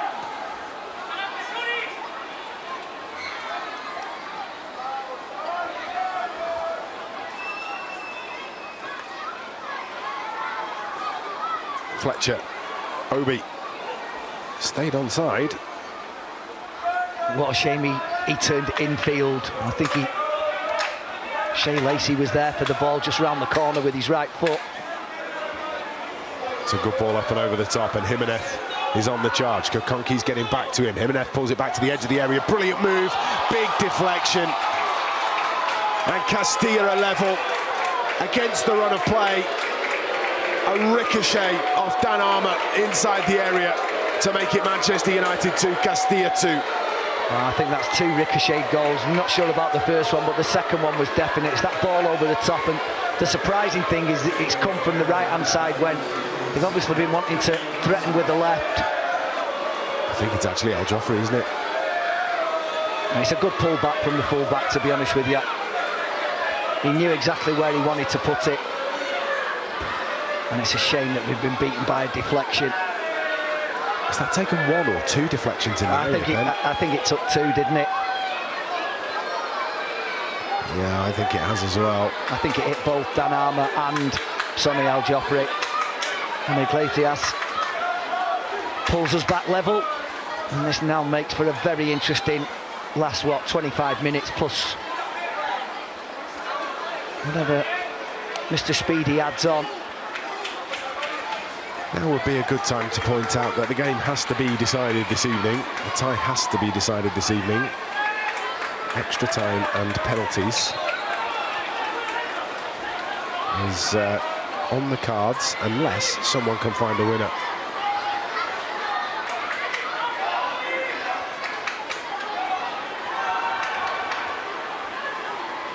I have to say, it's 2 sides that have just gone at it. It's been really entertaining to watch.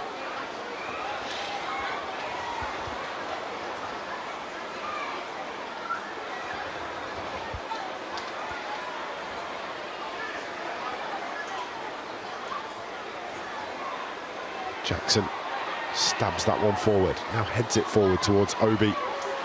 Touches it infield to Morehouse. Morehouse covering the ground, finds Lasale. Lasale gets the right-footed attempt in, takes a big deflection behind for the corner. Well, United had plenty of players up in that attack. And not for the first time. Real Madrid, Castilla had been outnumbered.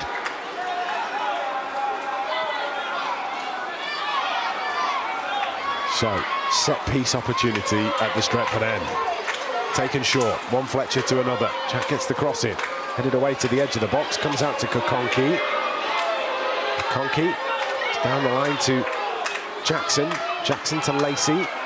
Lacey swings the ball in. Lasale's diving attempt doesn't make a connection, and it's wide. What a pick out that is from Lacey. In fact, it's out for a corner. Has taken a deflection on the way through, and that's probably what takes it away from the head. Oh, it is. It's a brilliant piece of defending. That's a great ball. It's a brilliant, but it is a really good piece of defending, because you think without that touch, Lasale scores. It's a wonderful ball from Shea Lacey to that back post. This corner looking like it might go into the box from Tyler Fletcher. Towards the back post. Well, Joffrey gets the header in. Goalkeeper comes, doesn't make a clean connection, and it's chested back to him. As soon as he missed that, my eyes went straight to the referee, because I was waiting for him to put his whistle in his mouth and blow for a free kick, which it wasn't. He gathers it at the second attempt. Not had the best of nights, the goalkeeper. Joffrey's been nudged in the back there, surely. The referee says no.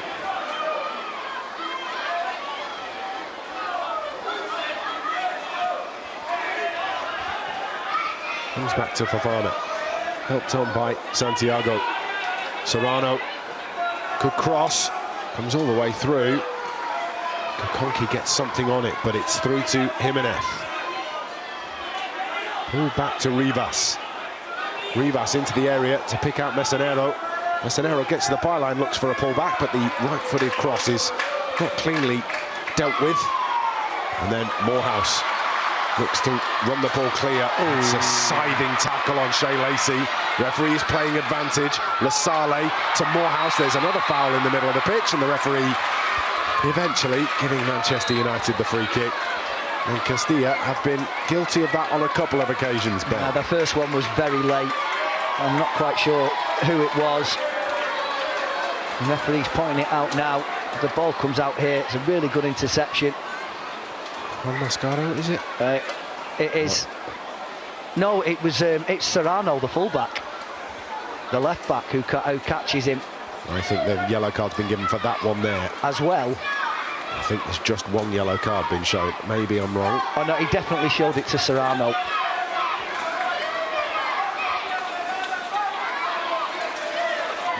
I think maybe both of them were booked in that situation. All right, well, we'll clear that up for you just as quick as we can.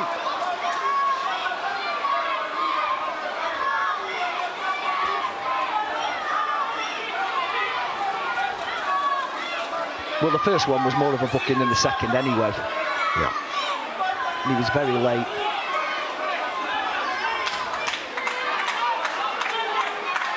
Lasale. Tyler Fletcher. Morehouse back to Fletcher.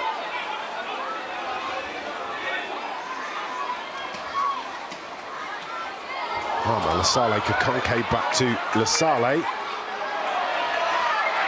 Kokonke is going again here. Jimenez trying to steal the ball away from him. And he's a very much a battle of big versus small, wasn't it? Armour gets something on it. Flicked in field by Barroso.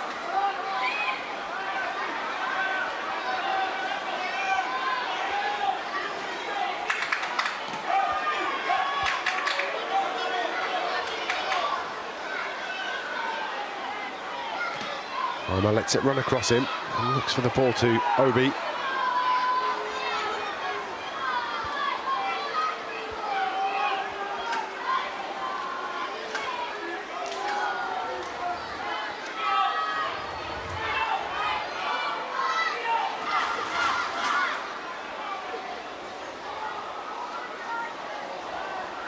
Pirouette turn from Fletcher, but the ball is away from him.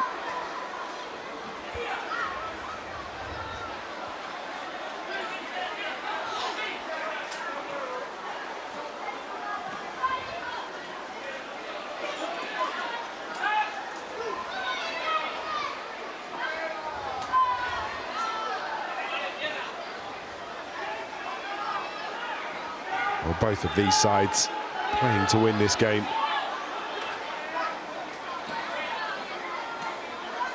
Yeah, well, they don't get another chance, do they?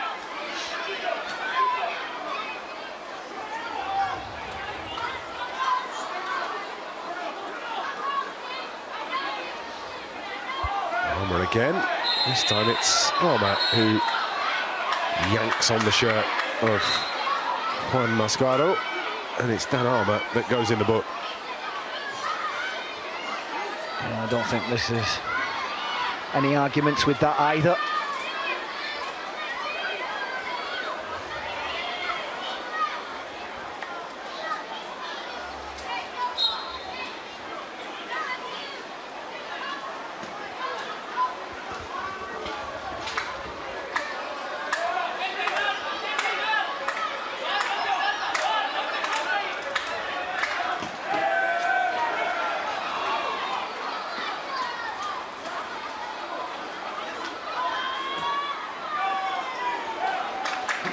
Switch again from Castilla, and again it finds its marker. Iglesias finds a ball through, more pushing and shoving in the penalty area, and Armour just needs to be a little careful.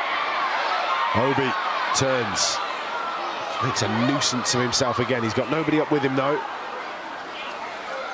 It's been a good battle, that, but I actually thought that on that occasion he was being fouled by Fati, who also has to be careful.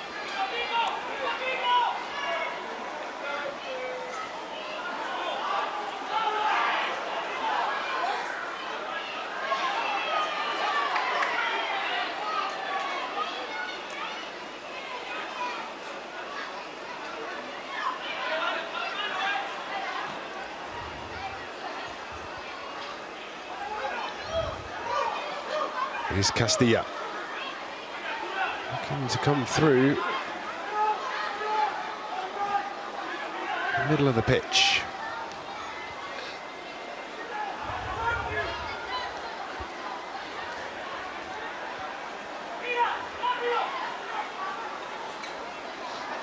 Shot from distance is straight at Will Murdoch. Yeah, not any trouble. A goalkeeper of his calibre from there. Way too straight, not really enough power on it either. All down the left for Lasalo. Oh, that is a foul. Yeah. Just for complete clarity of the yellow card situation, Fati has been booked, Serrano has been booked, and Juan Mascaro has been booked.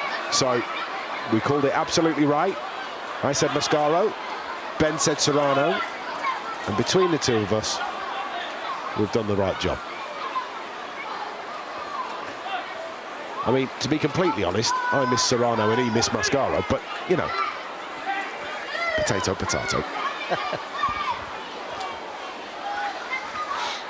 Clear free kick for Manchester United, which is now being presided over by the Fletcher twins. Darren watching on from the director's box.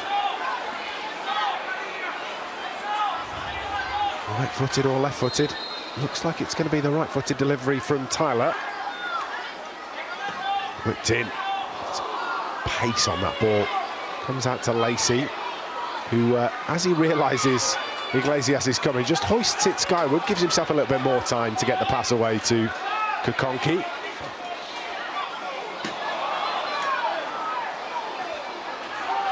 United have the ball back, retreating. Sonny Al-Joffrey tidying things up.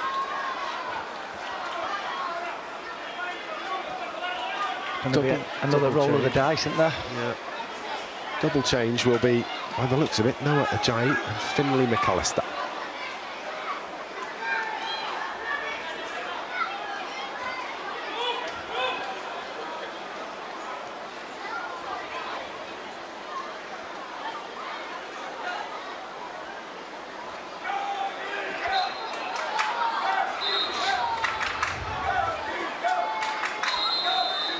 Here are the changes then.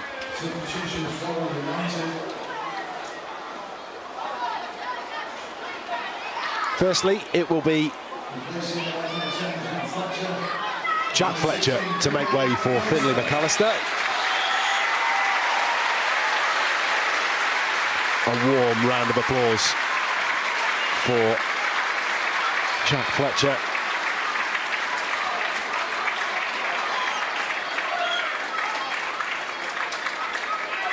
Second change will be Jack Morehouse. And Morehouse makes way for Noah Ajayi.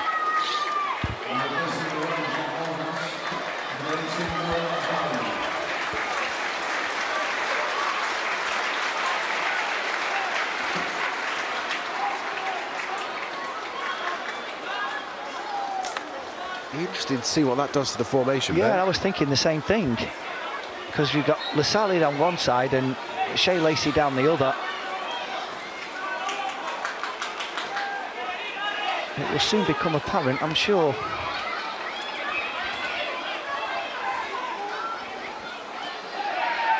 Noah Ajayi's first involvement in the game is to catch Iglesias, and then he's got in the book. Ajayi. Well, that feels a little harsh. It does, yeah. It does feel a bit harsh. Been on the pitch for 10 seconds. First challenge is mistimed, and you've gone in the book. I definitely think that's one that the referee could quite easily have let go. There was no malice in it. It was an outstretched leg. Wasn't going anywhere. Real Madrid 0, Bayern Munich 1 in the Champions League quarter-finals. Who do you reckon scored for Bayern? Luis Diaz. See? You didn't fall into my trap there, did you? No. I thought you were going to, but you didn't. Well, I can see a TV to my left. Oh, well, that's cheating. It is cheating, yeah. I thought he was going to say Harry Kane, and then I was going to say no. It was Luis Diaz. Finlay McAllister wins the ball for United. Finds Louis Jackson. Lacey back to Jackson. Fizzed into him. Tyler Fletcher for a ball into the path of Ajayi. Now Joffrey, McAllister, Kukonki.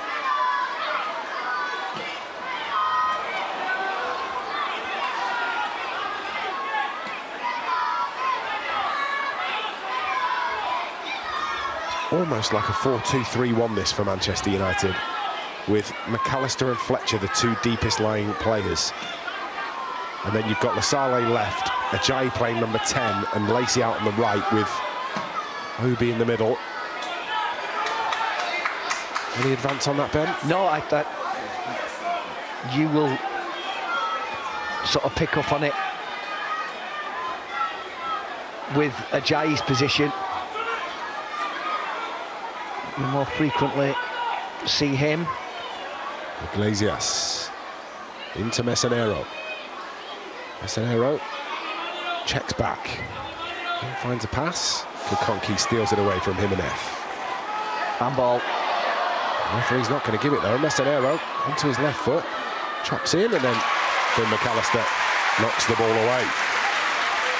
I thought there might have been a case of maybe moving Shea Lacey inside and as the number 10, and then using Ajayi with his pace down the right-hand side. This is the time of the game now, isn't it? You're getting into the last sort of 7 or 8 minutes of normal time, and the last thing you want as a defender is somebody with blistering pace, which obviously Ajayi has, Lasale's got as well.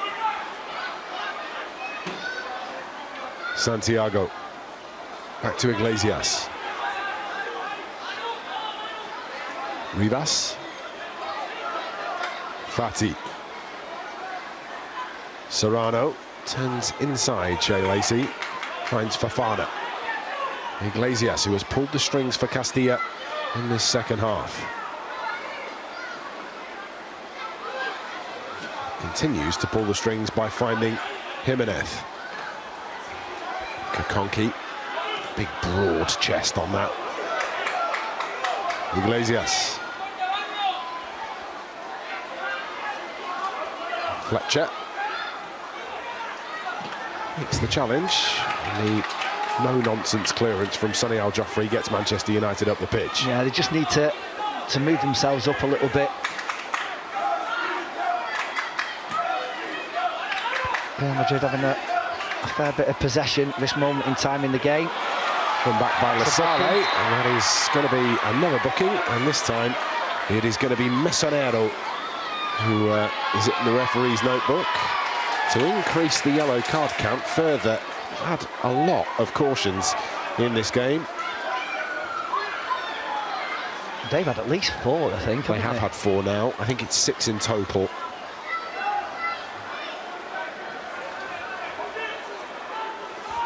So they will have to be careful. Now you've got to be looking at this as if you're a Manchester United player and going, can I target somebody? Yeah. I don't mean target in terms of getting them sent off. I mean target in trying to gain an advantage in a one-on-one situation. Jay out to Kokonki. Kokonki is going to go down the line to Lasale. Lasale up against Rivas. Lasale just tries to go past him, and it's a good challenge from the Castilla centre-back. I have to say, Liam, I thought it was a little bit risky. I'm not so sure what he got on it. Serrano still full of running. Clearance finds Lacey.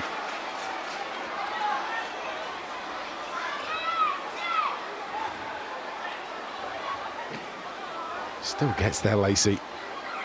And again, Manchester United sliding in to prevent the easy win from Castilla.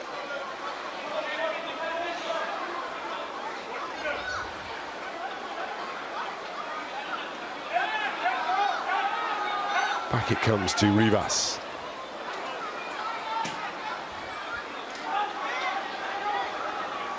Stayed on. Cross comes in.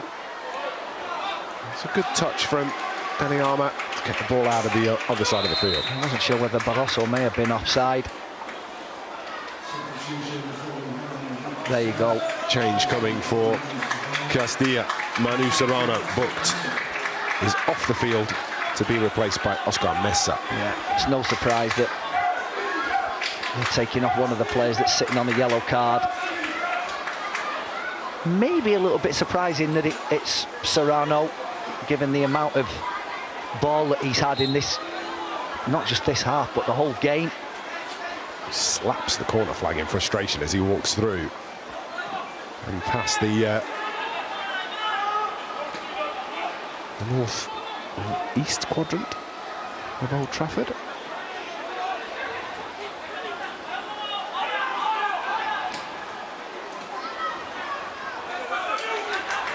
Slid into the area again. Armour finds Kokonki. Kokonki back to Armour. Armour swings the clearance away. He got across well, Dan Armour.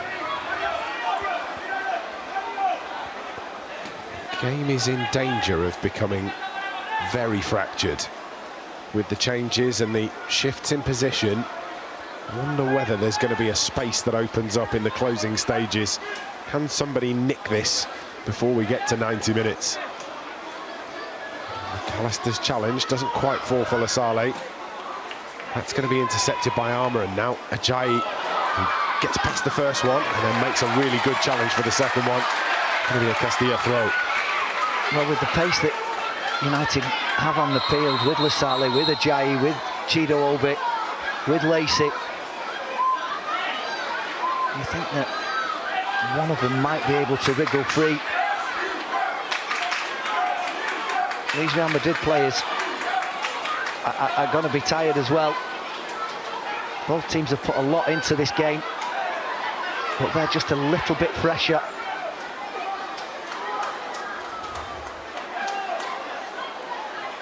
Into the area. Back out of the area by Mascaro. Now out to Jimenez. Back it comes to Rivas.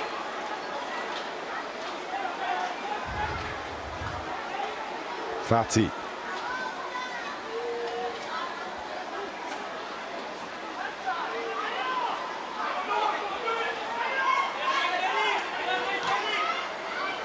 Cross is swung in, referee waves the penalty away. Castilla still in possession, drilled across goal, and should be cleared by Godwill Kokonki.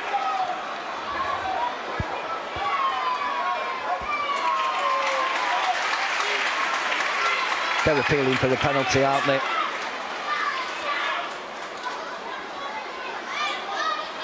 You're always going to get coming together like that. Plus the replay was a little bit inconclusive, but the referee saw nothing in it, so...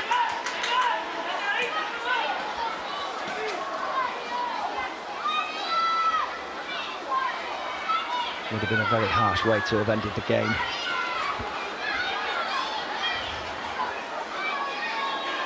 Well, that is going to be a free kick on the edge of the area. We are going to have 4 minutes added on at the end of the game, and a yellow card as well. Yeah, it's just an outstretched leg. Not an awful lot of contact there, is there? A little bit like the Joffrey. Ajayi one, isn't it?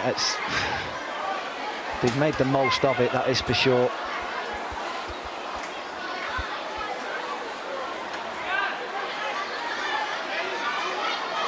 The referees indicated a minimum of 4 minutes of added time. 4 minutes added time for one of these two sides to find a winner. Castilla are taking no chances here. They are going to leave at least 2 outside the area. They know how dangerous United can be on the break. Still not sure that 2 would be enough if Manchester United could get some numbers forward. First thing is dealing with this free kick though. Murdoch watching on. Hit goalwards over the bar, behind for a goal kick. Well, there was a big build-up to that, and there wasn't much at the end of it.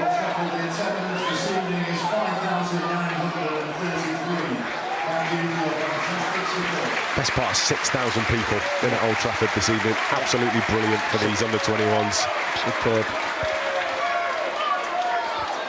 And they've been entertained as well. Certainly. McAllister is impeded.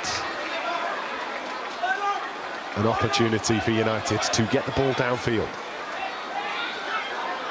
They decide to not do that. Now Joffrey, Jackson,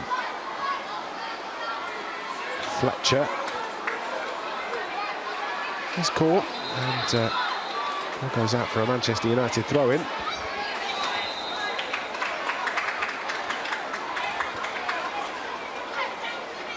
Fati just slowing play down, but he is one of those that sat on a booking. Doesn't want to take too many risks in that regard. We will of course see through extra time and potentially penalties if it gets there on MUTV.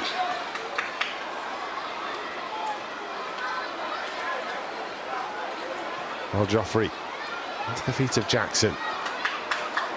Fletcher round the corner to Armour.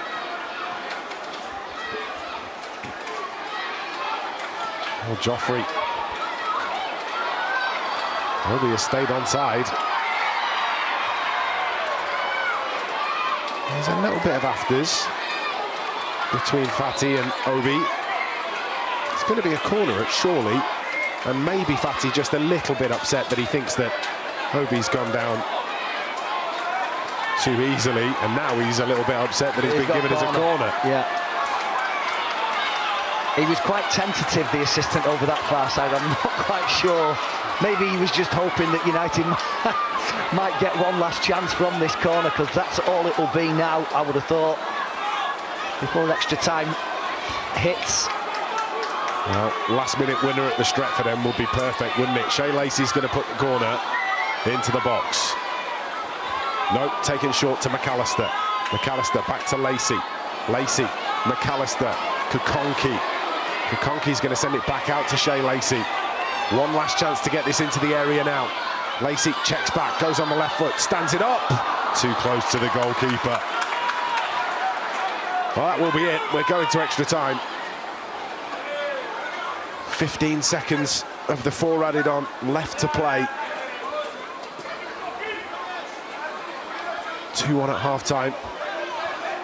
Castilla scoring late in the second half to make it 2-2. Well, a brilliant game comes to its conclusion after 90 minutes. We're heading to extra time and penalties. Manchester United racing into a 2-0 lead. Brilliant finish from Morehouse, penalty from Lacey. Then one pulled back by Castilla, in the first half. Then the comeback completed by Bruno Iglesias in the second, and despite fighting tooth and nail, neither of these sides have been able to find a winner in the closing stages. Full time heading to extra time. Manchester United 2, Castilla 2.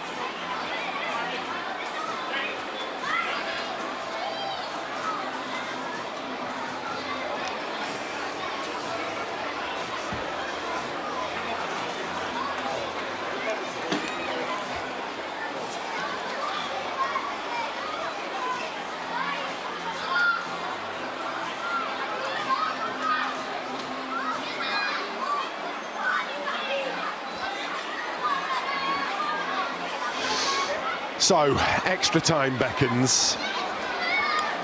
And Manchester United have got 30 minutes to try and find a way past Castilla, two sides that have been brilliantly evenly matched.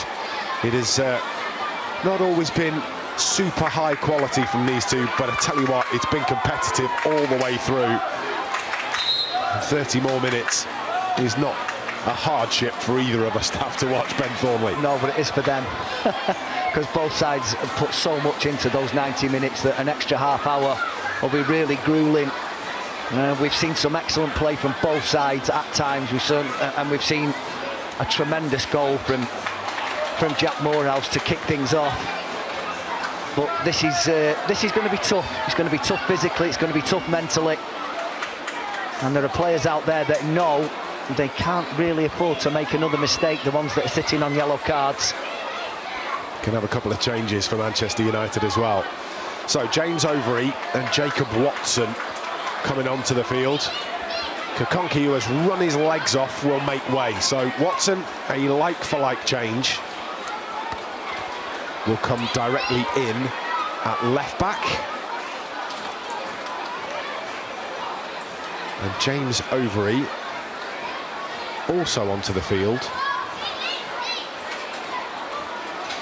Will replace, just waiting to see, Shea Lacey. Yeah. So, confirmation of those changes now. Shea Lacey makes way to be replaced by James Overy. James Overy's had a really good year. He's been away with Australia on international duty. Not the youth Australia, the actual Australia. And Jacob Watson, who is no nonsense and will certainly give you a defensive turn, makes all of the changes complete now for Manchester United. Nowhere else to go on the bench apart from a change of goalkeeper. And James Overy, well, we've seen him, haven't we, in his ability to get forward, his ability to cause problems. He defends well and probably would love to kickstart the end of the campaign with a positive contribution in extra time of this one.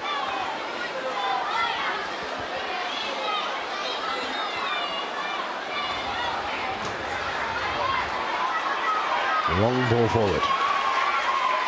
Saleh can't get there.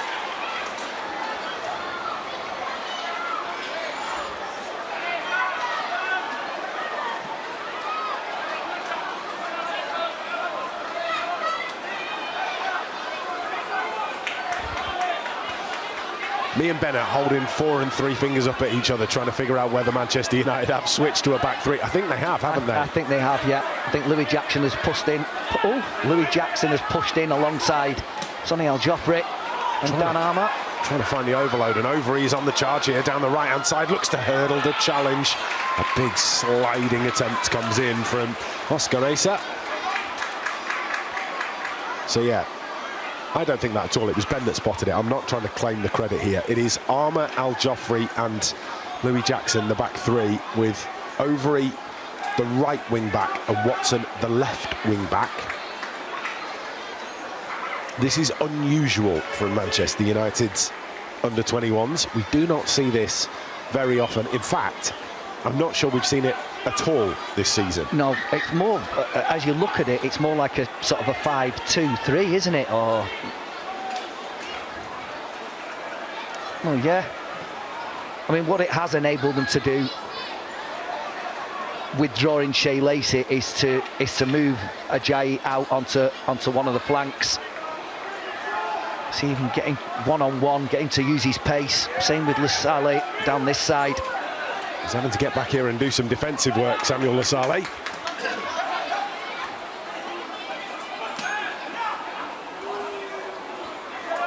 Santiago out to Iglesias. Too much on that from Iglesias, straight behind, and there'll be a goal kick, and it is 2-0 to Bayern Munich against Real Madrid at the Bernabeu. Guess who scored, Ben? Karl-Heinz Rummenigge. No, it was Harry Kane.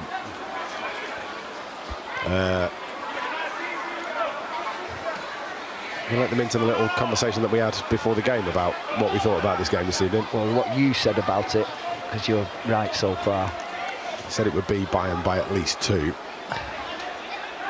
They're just a freight train, Bayern Munich. In this season's Champions League, they are champions-elect for me. Big switch again from Madrid, but this time in the opposite direction, and too much on it. And despite Mesonero's best attempts to chase that down, him and Jimenez unable to get there. McAllister keeps his balance well.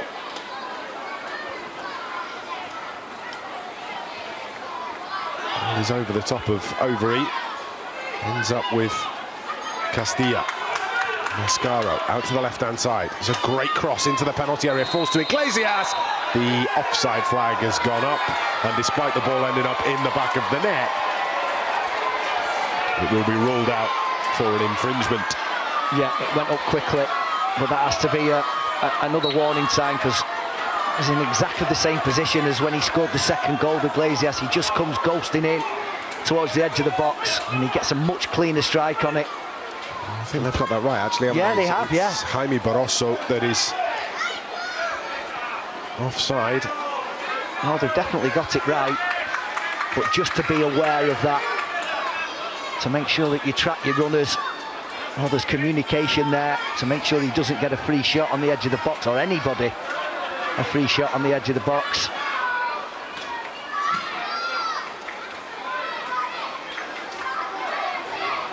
Ajayi gets past the couple, releases the ball to Armour.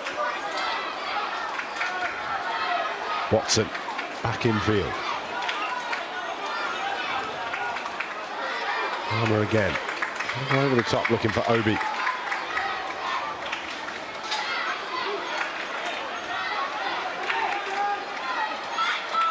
Santiago. Iglesias.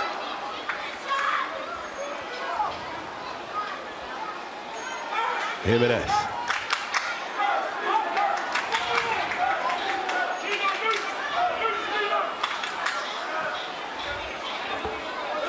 Cross to Mesa. Mascaro.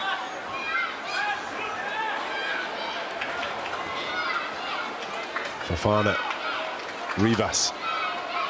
And Castilla getting closer here to the United penalty area. Watson gets a foot in. Fofana wins the ball back. Fati. And now Santiago. Mesa almost pickpocketed by Fletcher. Overy does well to get in there and block off the return pass.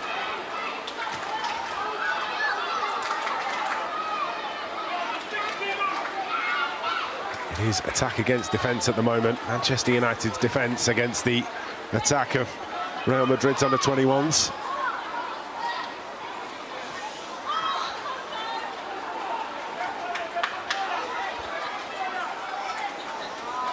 Too heavy into the penalty area, goes all the way through. And when you get into the stage in the game where you're into extra time and you've got a team that's keeping hold of the ball and passing it, but it's a lot more difficult to chase it than it is to keep it. That's a booking. Oh, well, it was the only member of the back four that hadn't been booked, I think, in Mario Rivas, who has pulled back Noah Ajayi. Yeah, he has. And he goes into the referee's notebook. Another very obvious one. He didn't want Ajayi getting away from him. 5 bookings for Real Madrid.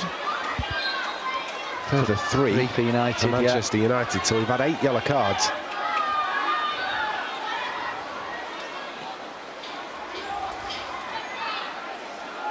Watson back to Armour.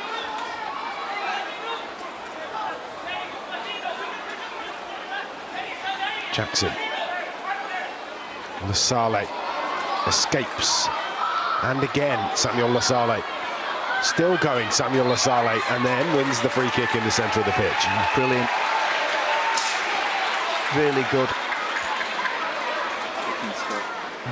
There was a couple of them that had a couple of goals at him, and he was still going. The referee intervened. It's another yellow card. This time for Sharif Fofana. I think that might be something he said. The reaction from the players inside the centre circle after the fact would suggest that. Double change coming for Castilla.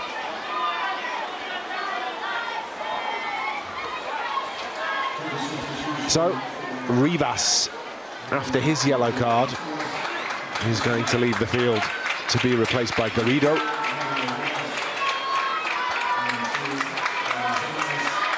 And Jimenez also makes way. And he will be replaced by Ruben Martinez.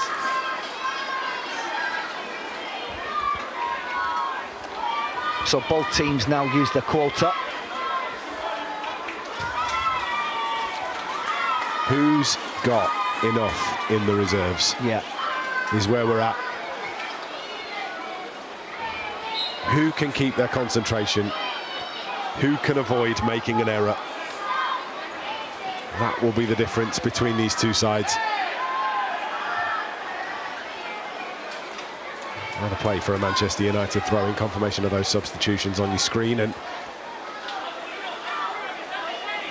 it does feel, doesn't it, as you get deep into extra time, that it's either going to be a moment of quality or an error. An error. Yeah. People forget that it's not just the body that tires physically, it's the mind as well. That's why it's so important to have people on that pitch that have, you know, that can communicate and that will continuously communicate, because it's hard.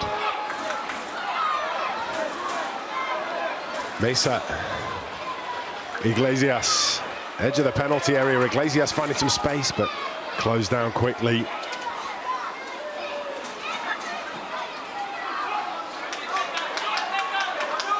Mascaro.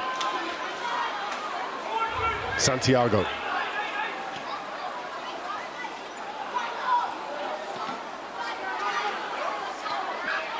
Shot blocked, but it's continued into the area. Really well done from Lasale.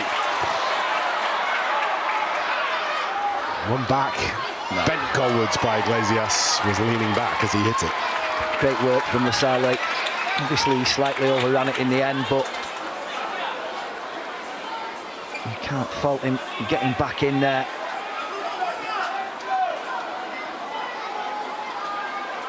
No, it's tough. I mean, both teams possess players that can hurt you in the final third, but they're just ever so different. United's is more about the pace and the power of Chido Obi, Lasale and Ajayi. And Real Madrid is keeping your concentration when they're playing these little, you know, tippy-tappy passes on the edge of the box. You have to keep your wits about you. Here they go again, closed down by Tyler Fletcher. Noah Ajayi. Well, Ajayi does love to run, and he's going to try and do exactly that as he wriggles between one and then another. He's felled, but no foul, according to Mr. Speedy. And now down the left-hand side for Oscar Mesa.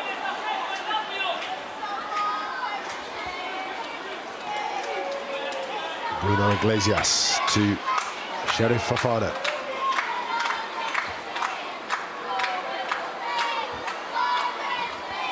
Whipped in. Great header. Really well met, isn't it, by Louis Jackson. Obi closing down. He's smashed back in the opposite direction to give United a goal kick, and we have been playing 11, nearly 12 of the first 15 added on for extra time.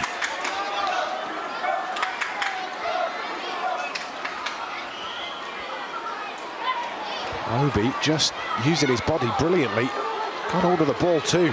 Can he get the pass away? He does, but I think he's looking for Lasale, where the easier pass would probably have been to James Overy. Yeah, he just needed to miss him out. He did brilliantly to hold the ball up the way that he did, because it's been a battle between him and Fati.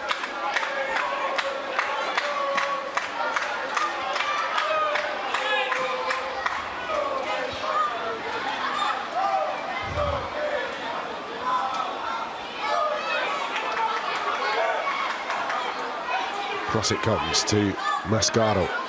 Left alone for Mesa.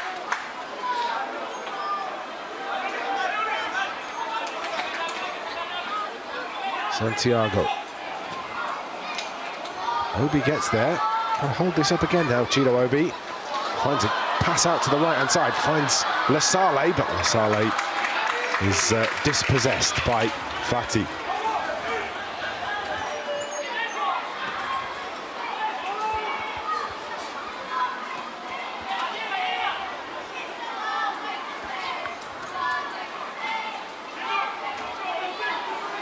That's a good run on the edge of the area. Still going too. Armour again, just getting a little physical. Gets away with it. Not sure how many more of those he's going to get away with. That's brilliant from Tyler Fletcher. Just as he gets there, tries to pull it back, but Ajayi hasn't continued the run. Gives possession back to Castilla. Maybe some numbers here as well. Worked brilliantly into the area. And the shot comes in, and Murdoch, who had come out to the edge of the 6-yard box, had to backpedal sharpish. Yeah, you do have to keep really switched on because of the way that Castilla like to play around the edge of the box, but to no avail that time. Well, Noah Ajayi plays the ball brilliantly into Watson. Watson's looking for the next ball on to Chido Obi. It's turned over, and now other end of the field, Barroso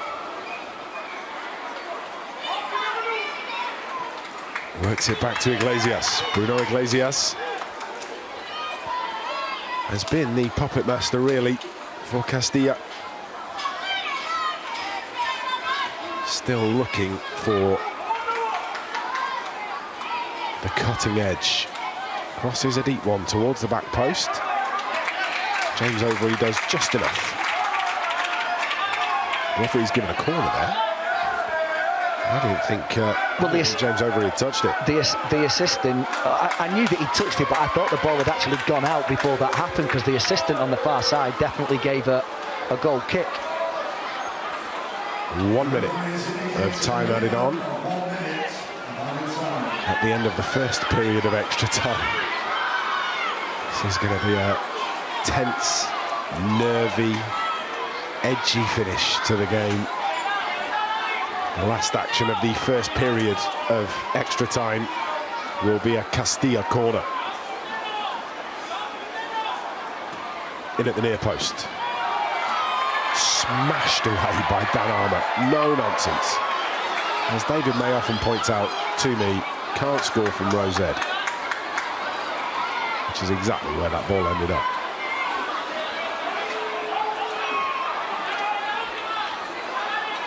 Garrido. Out to Martinez.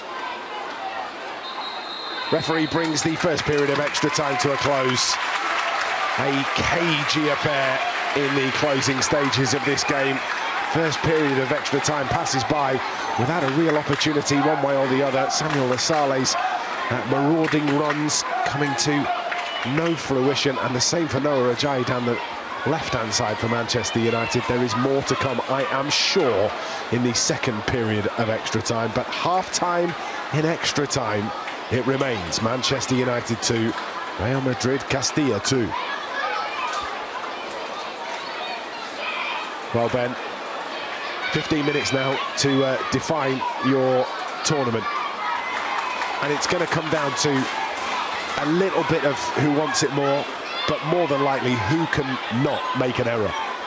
Yeah, that's the thing now, when you've been playing for as long as these lads have, and they've given so much, that you don't want to be the one that makes some sort of an error that leads to the opposition. And the same will be with Castilla as well.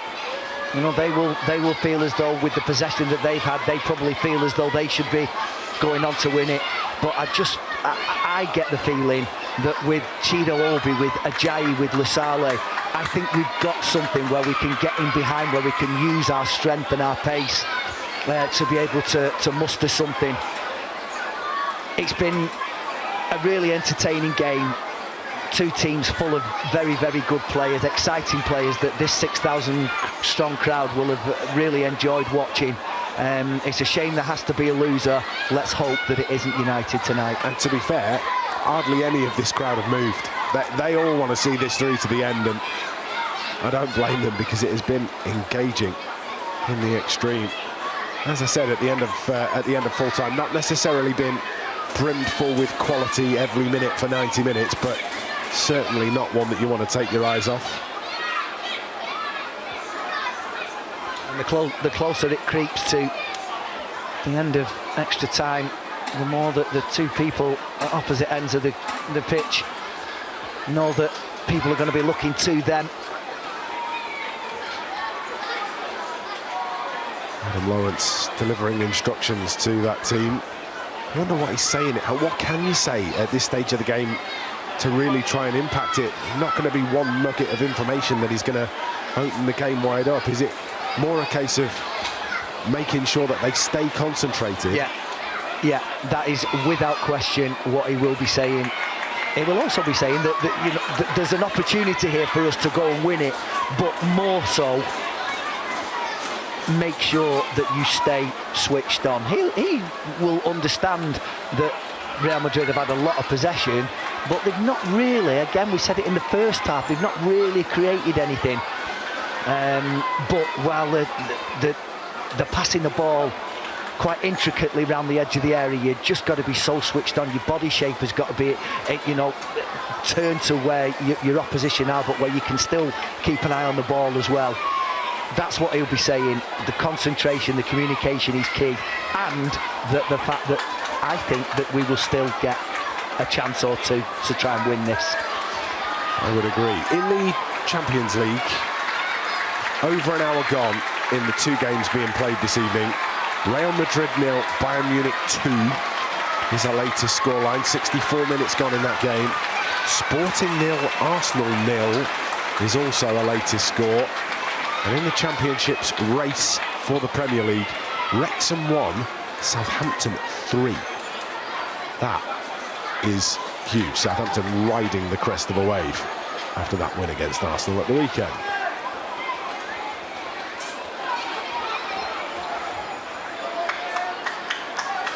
So, we are ready for the second period of extra time. Referee blows his whistle, and Castilla get us underway. Is there a hero in the second period of extra time? Is there somebody that can take the game away, that can give their side an advantage? We will find out over the next 15 minutes.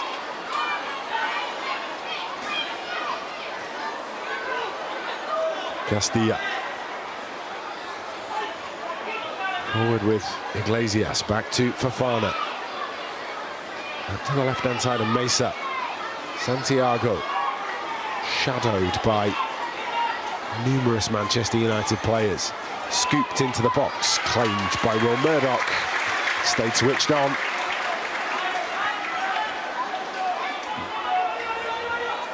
Stay compact when you're back there.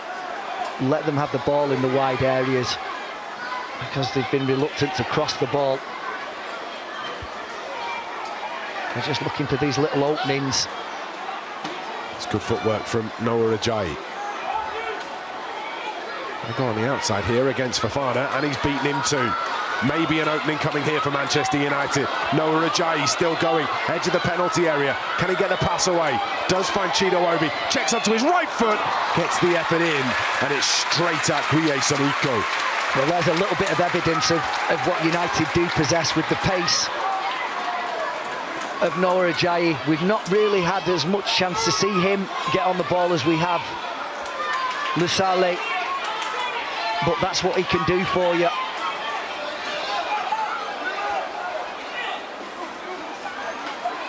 Has the ability, the German. We've seen that in the FA Youth Cup this season.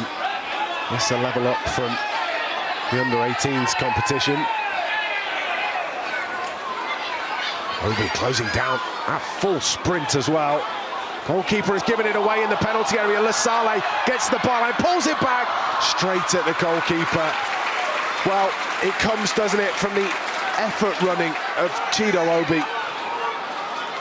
United unable to take advantage. It's a real shame, but these are the small chances that you asked me earlier what Adam Lawrence will be saying, that there will be opportunities, and that was again provided by Chido Obi with his selfless running and closing down even at this late stage in the game.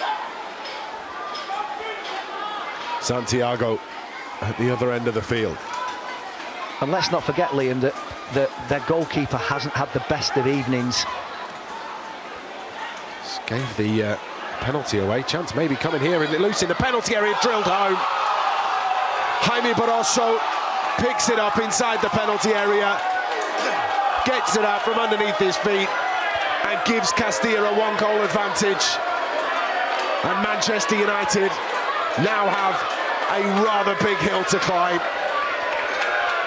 Castilla leads United by 3-2. And it's these little intricate passes, and he gets really lucky there, Barroso. As it comes into him, I think it was it Sonny Al Joffe that tried to win the ball. and then he gets the lucky ricochet off James over it, and then he doesn't think twice about it. He just thrashes it, keeps it low, keeps it on target, and he gets his reward. There was nothing lucky about the finish, but there was definitely a lot of luck about how the ball ended up at his feet. Well, yeah, 3 Manchester United defenders get a toe to it, and the ricochet falls to him every single time. Still not over. No. And United have already shown at the start of this second period of extra time that they can create chances of their own, and they're going to have to do that again at least one more time.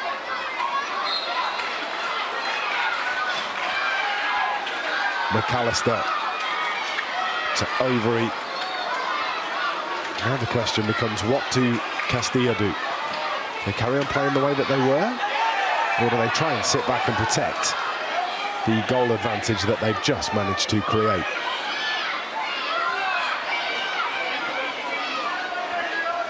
And it looks like forward is the option for Castilla.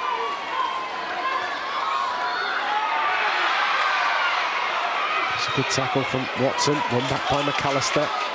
McAllister gets the ball out from underneath his feet, then goes to ground, wins the free kick.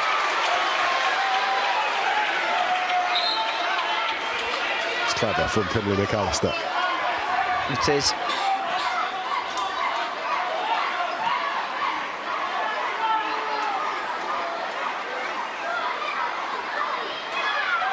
Jackson. Overy comes back to Al Joffrey.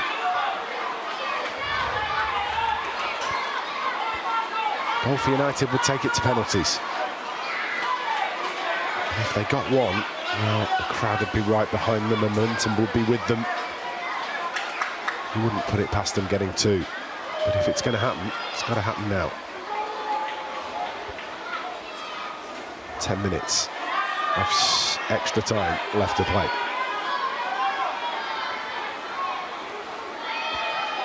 I know it's not the way that Adam Lawrence will want United to play, but I think that when you're getting into, you know, sort of the last 10 minutes of these games, then I don't think it can hurt Will Murdoch to sort of go long once or twice. Noah Ajayi in a really good position again. Tricky feet, down the left to Watson. Dinks the ball into the area, just doesn't commit to the cross really. And that dink ends up on the roof of the net. Yeah, he just needed to wrap his foot round it, didn't he, and take it away. Just got his angles wrong as the ball came to him. You could see what he was trying to do. He was just trying to delicately lift it towards the back post, but he didn't make the right connection. But they've definitely got the physicality up there with Chido Obi. I don't think there can be any harm in Will Murdoch just going a little bit more direct and getting players round him. We certainly know that with the pace that we possess up there now, that there's players that can run off him. Armour gets that up towards Obi. The clearance is unconvincing. Bouncing ball. Castilla are going to come away with it. Bruno Iglesias. Olido. Fafana.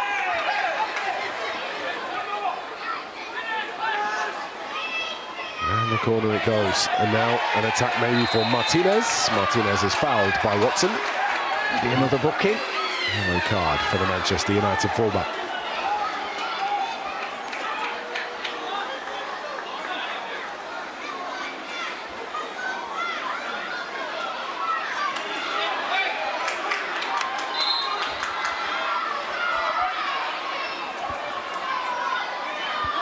Imagine if that ever gets upgraded to a red card offence.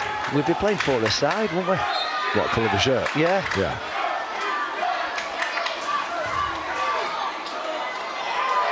I think the one for me that is the most frustrating is the shirt pull that stops the counter-attack. That's the one that I find most frustrating to deal with.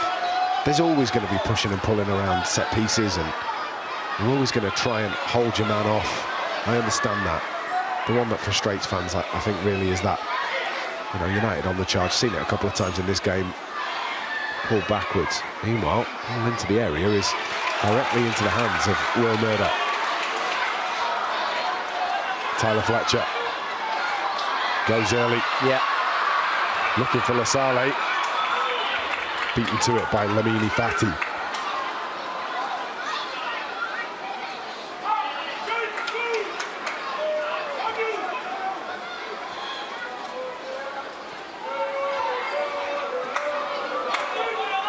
It is tough at this stage to go long, I understand that, but I mentioned earlier that Ajayi and Lusale are a little bit fresher than most of the other players out there, and they're certainly two of the quickest.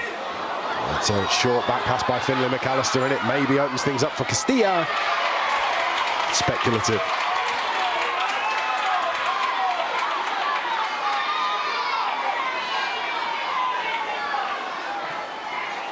Sonny Al-Joffrey might just be struggling with a little bit of fatigue in those legs. Looks like he's just trying to stretch off that left hamstring. Those of you that have had exercise-induced cramp will understand that once it's set in, getting rid of it is a nightmare. Lactic acid has built up. Watson, overlapping run from Ajayi.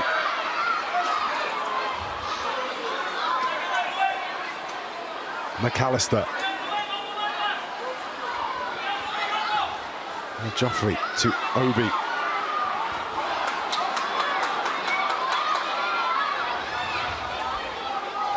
Just tried to take one touch too many, and you haven't got anywhere near that amount of time really against a side that have been so good closing down all the way through the game, Ben.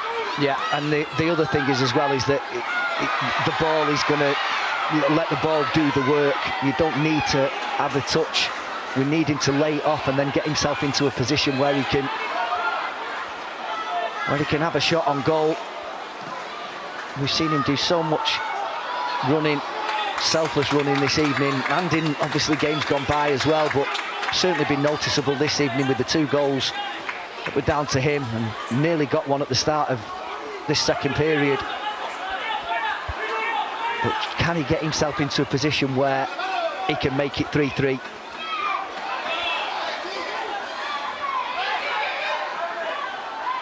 Mesonero. Chance maybe now coming for Castilla. Mesonero in the area. Hits it onto his left foot and tucks it home, and it is game over now. And a brilliant finish from a player that has stood out throughout the 116 minutes that we've been playing. Daniel Mesonero firing home from the edge of the area. Makes it Manchester United 2, Real Madrid Castilla 4. I think it's probably going to be a little bit too much for United to do now. Again, the way that they work the edge of the area, and you're right, Liam, Mesonero has been somebody that has caught the eye with his close ball control. He's the one that threaded the ball through for the 3rd goal on this occasion. He just takes it, just shifts it, and it goes through Dan Armour's legs. Nothing that Will Murdoch can do. When that happens, a goalkeeper is left unsighted, and it's just too late for him to move, and it's right in the corner. And what has been a really entertaining campaign and really enjoyable to watch, and I'm sure enjoyable to play in for these under-21 lads, it looks like it just might be coming to an end this evening. A shame for this group, because they've been brilliant in this competition. Picked up more points through the group phase than Real Madrid did. Just unable to get the result over the line. He was thumped in behind, and with less than 2 minutes to play, Manchester United with a mountain to climb. I think it's important to point out, and I know it's a bit trite when you're trailing Real Madrid by 4-2, but how much will this group have taken away from the fixtures that they've played in this competition, in terms of their development, in terms of learning about knockout football, in terms of learning about playing sides from different countries. It's an invaluable experience for all of them. Of course it is, because they will have come up against different teams. They have come up against teams from across Europe that play in a different way to each other and to the way that Manchester United play. So yeah, it's great for your own development, but also to see how you are able to counteract what other teams can throw at you with their different styles and their different qualities. But they can be really proud of the way that they've performed in this competition, and on a different day they would have been into the semi-final. But you have to, congratulate Castilla on the way that they've gone about their business this evening. Certainly. Also worth pointing out that of this side, Noah Ajayi, Chido Obi, Jacob Watson, Danny Armour, a bit of afters between Finlay McAllister and Bruno Iglesias. Trust me, walk the other way. Don't get involved with Finlay McAllister. He does not have a backward step in him. The point that I was making, Noah Ajayi, Danny Armour, Chido Obi, they're all 16, 17, 18 years old. 2 minutes of added time. You can add Godwalker Conkey into that, Rafe McCormack. The two Fletcher twins are only just 18, 19. It's a really young group of under-21s. And they'll be playing in this competition next season as well. Certainly their top 16 place in the PL2 is absolutely rock solid confirmed, which means they will play in this tournament next season. Gonna be busy close to the season anyway. The 21s came on Friday against Newcastle. That's the final game of the regular season. And depending on Chelsea's result, they can win it, can't they? Certainly can go on and finish top of the table. That's going to be the hard part, is putting this result behind them and concentrating on the next game in front of you, which, still has a lot riding on it. You want to finish top of the pile. They've had a really good season. I understand their disappointment for this evening, but Castilla are a good side. Ajayi tries to slide that through to Chido Obi and is caught as he does so. Fofana is penalised for the foul. Just stays down for a minute to make sure the referee's not going to go fishing for another yellow card.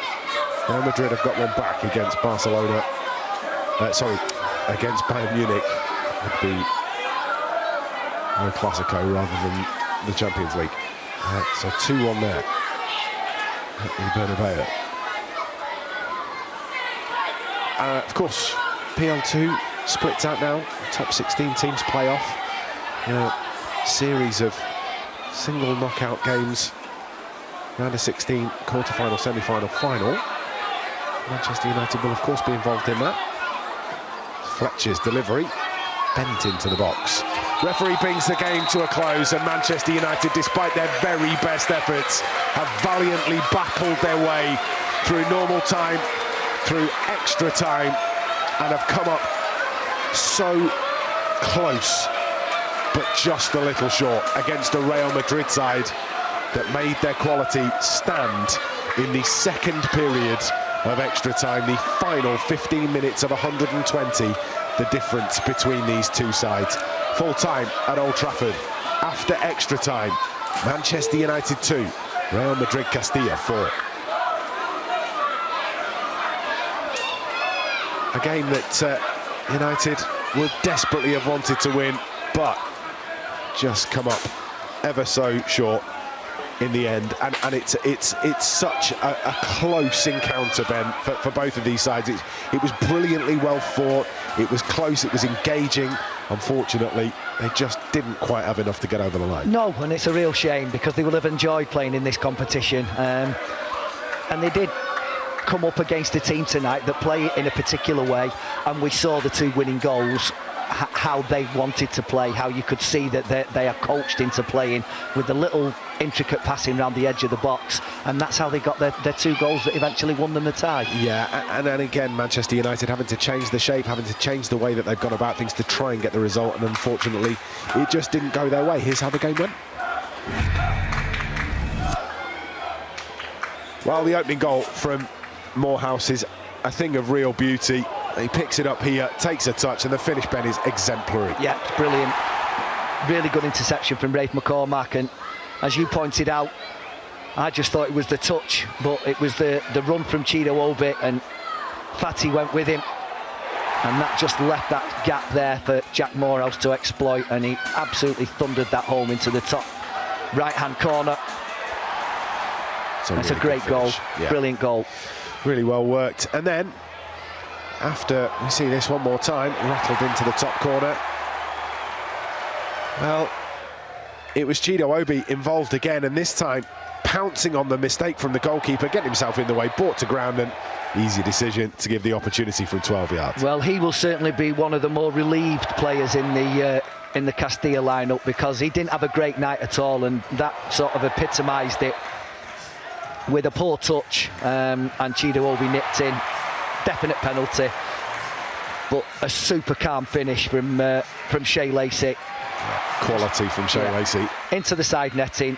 If you've got the guile to be able to do that without much power, then that's the result you get. Saw the keeper commit, I think, and decided to go the opposite direction to give Manchester United a 2-0 lead. This was the one they got back just before half-time. Out to Kokonki, nipped in, and Estrello just getting on the end of it to send it home. We think it may have taken a deflection, but ended up in the back of the net regardless. Yeah, I mean, when you are going to play out from the back, you just have to make sure that you're on the same wavelength. I thought the pass was just slightly short. Kokonki was then caught on his heels, and it was the header from Iglesias here that threw everybody, and they've got players at the back post. I'm pretty sure that took a deflection off Sonny Al-Joffrey, but I'm sure Will Murdoch will tell you. And we had to wait a while for the next goal.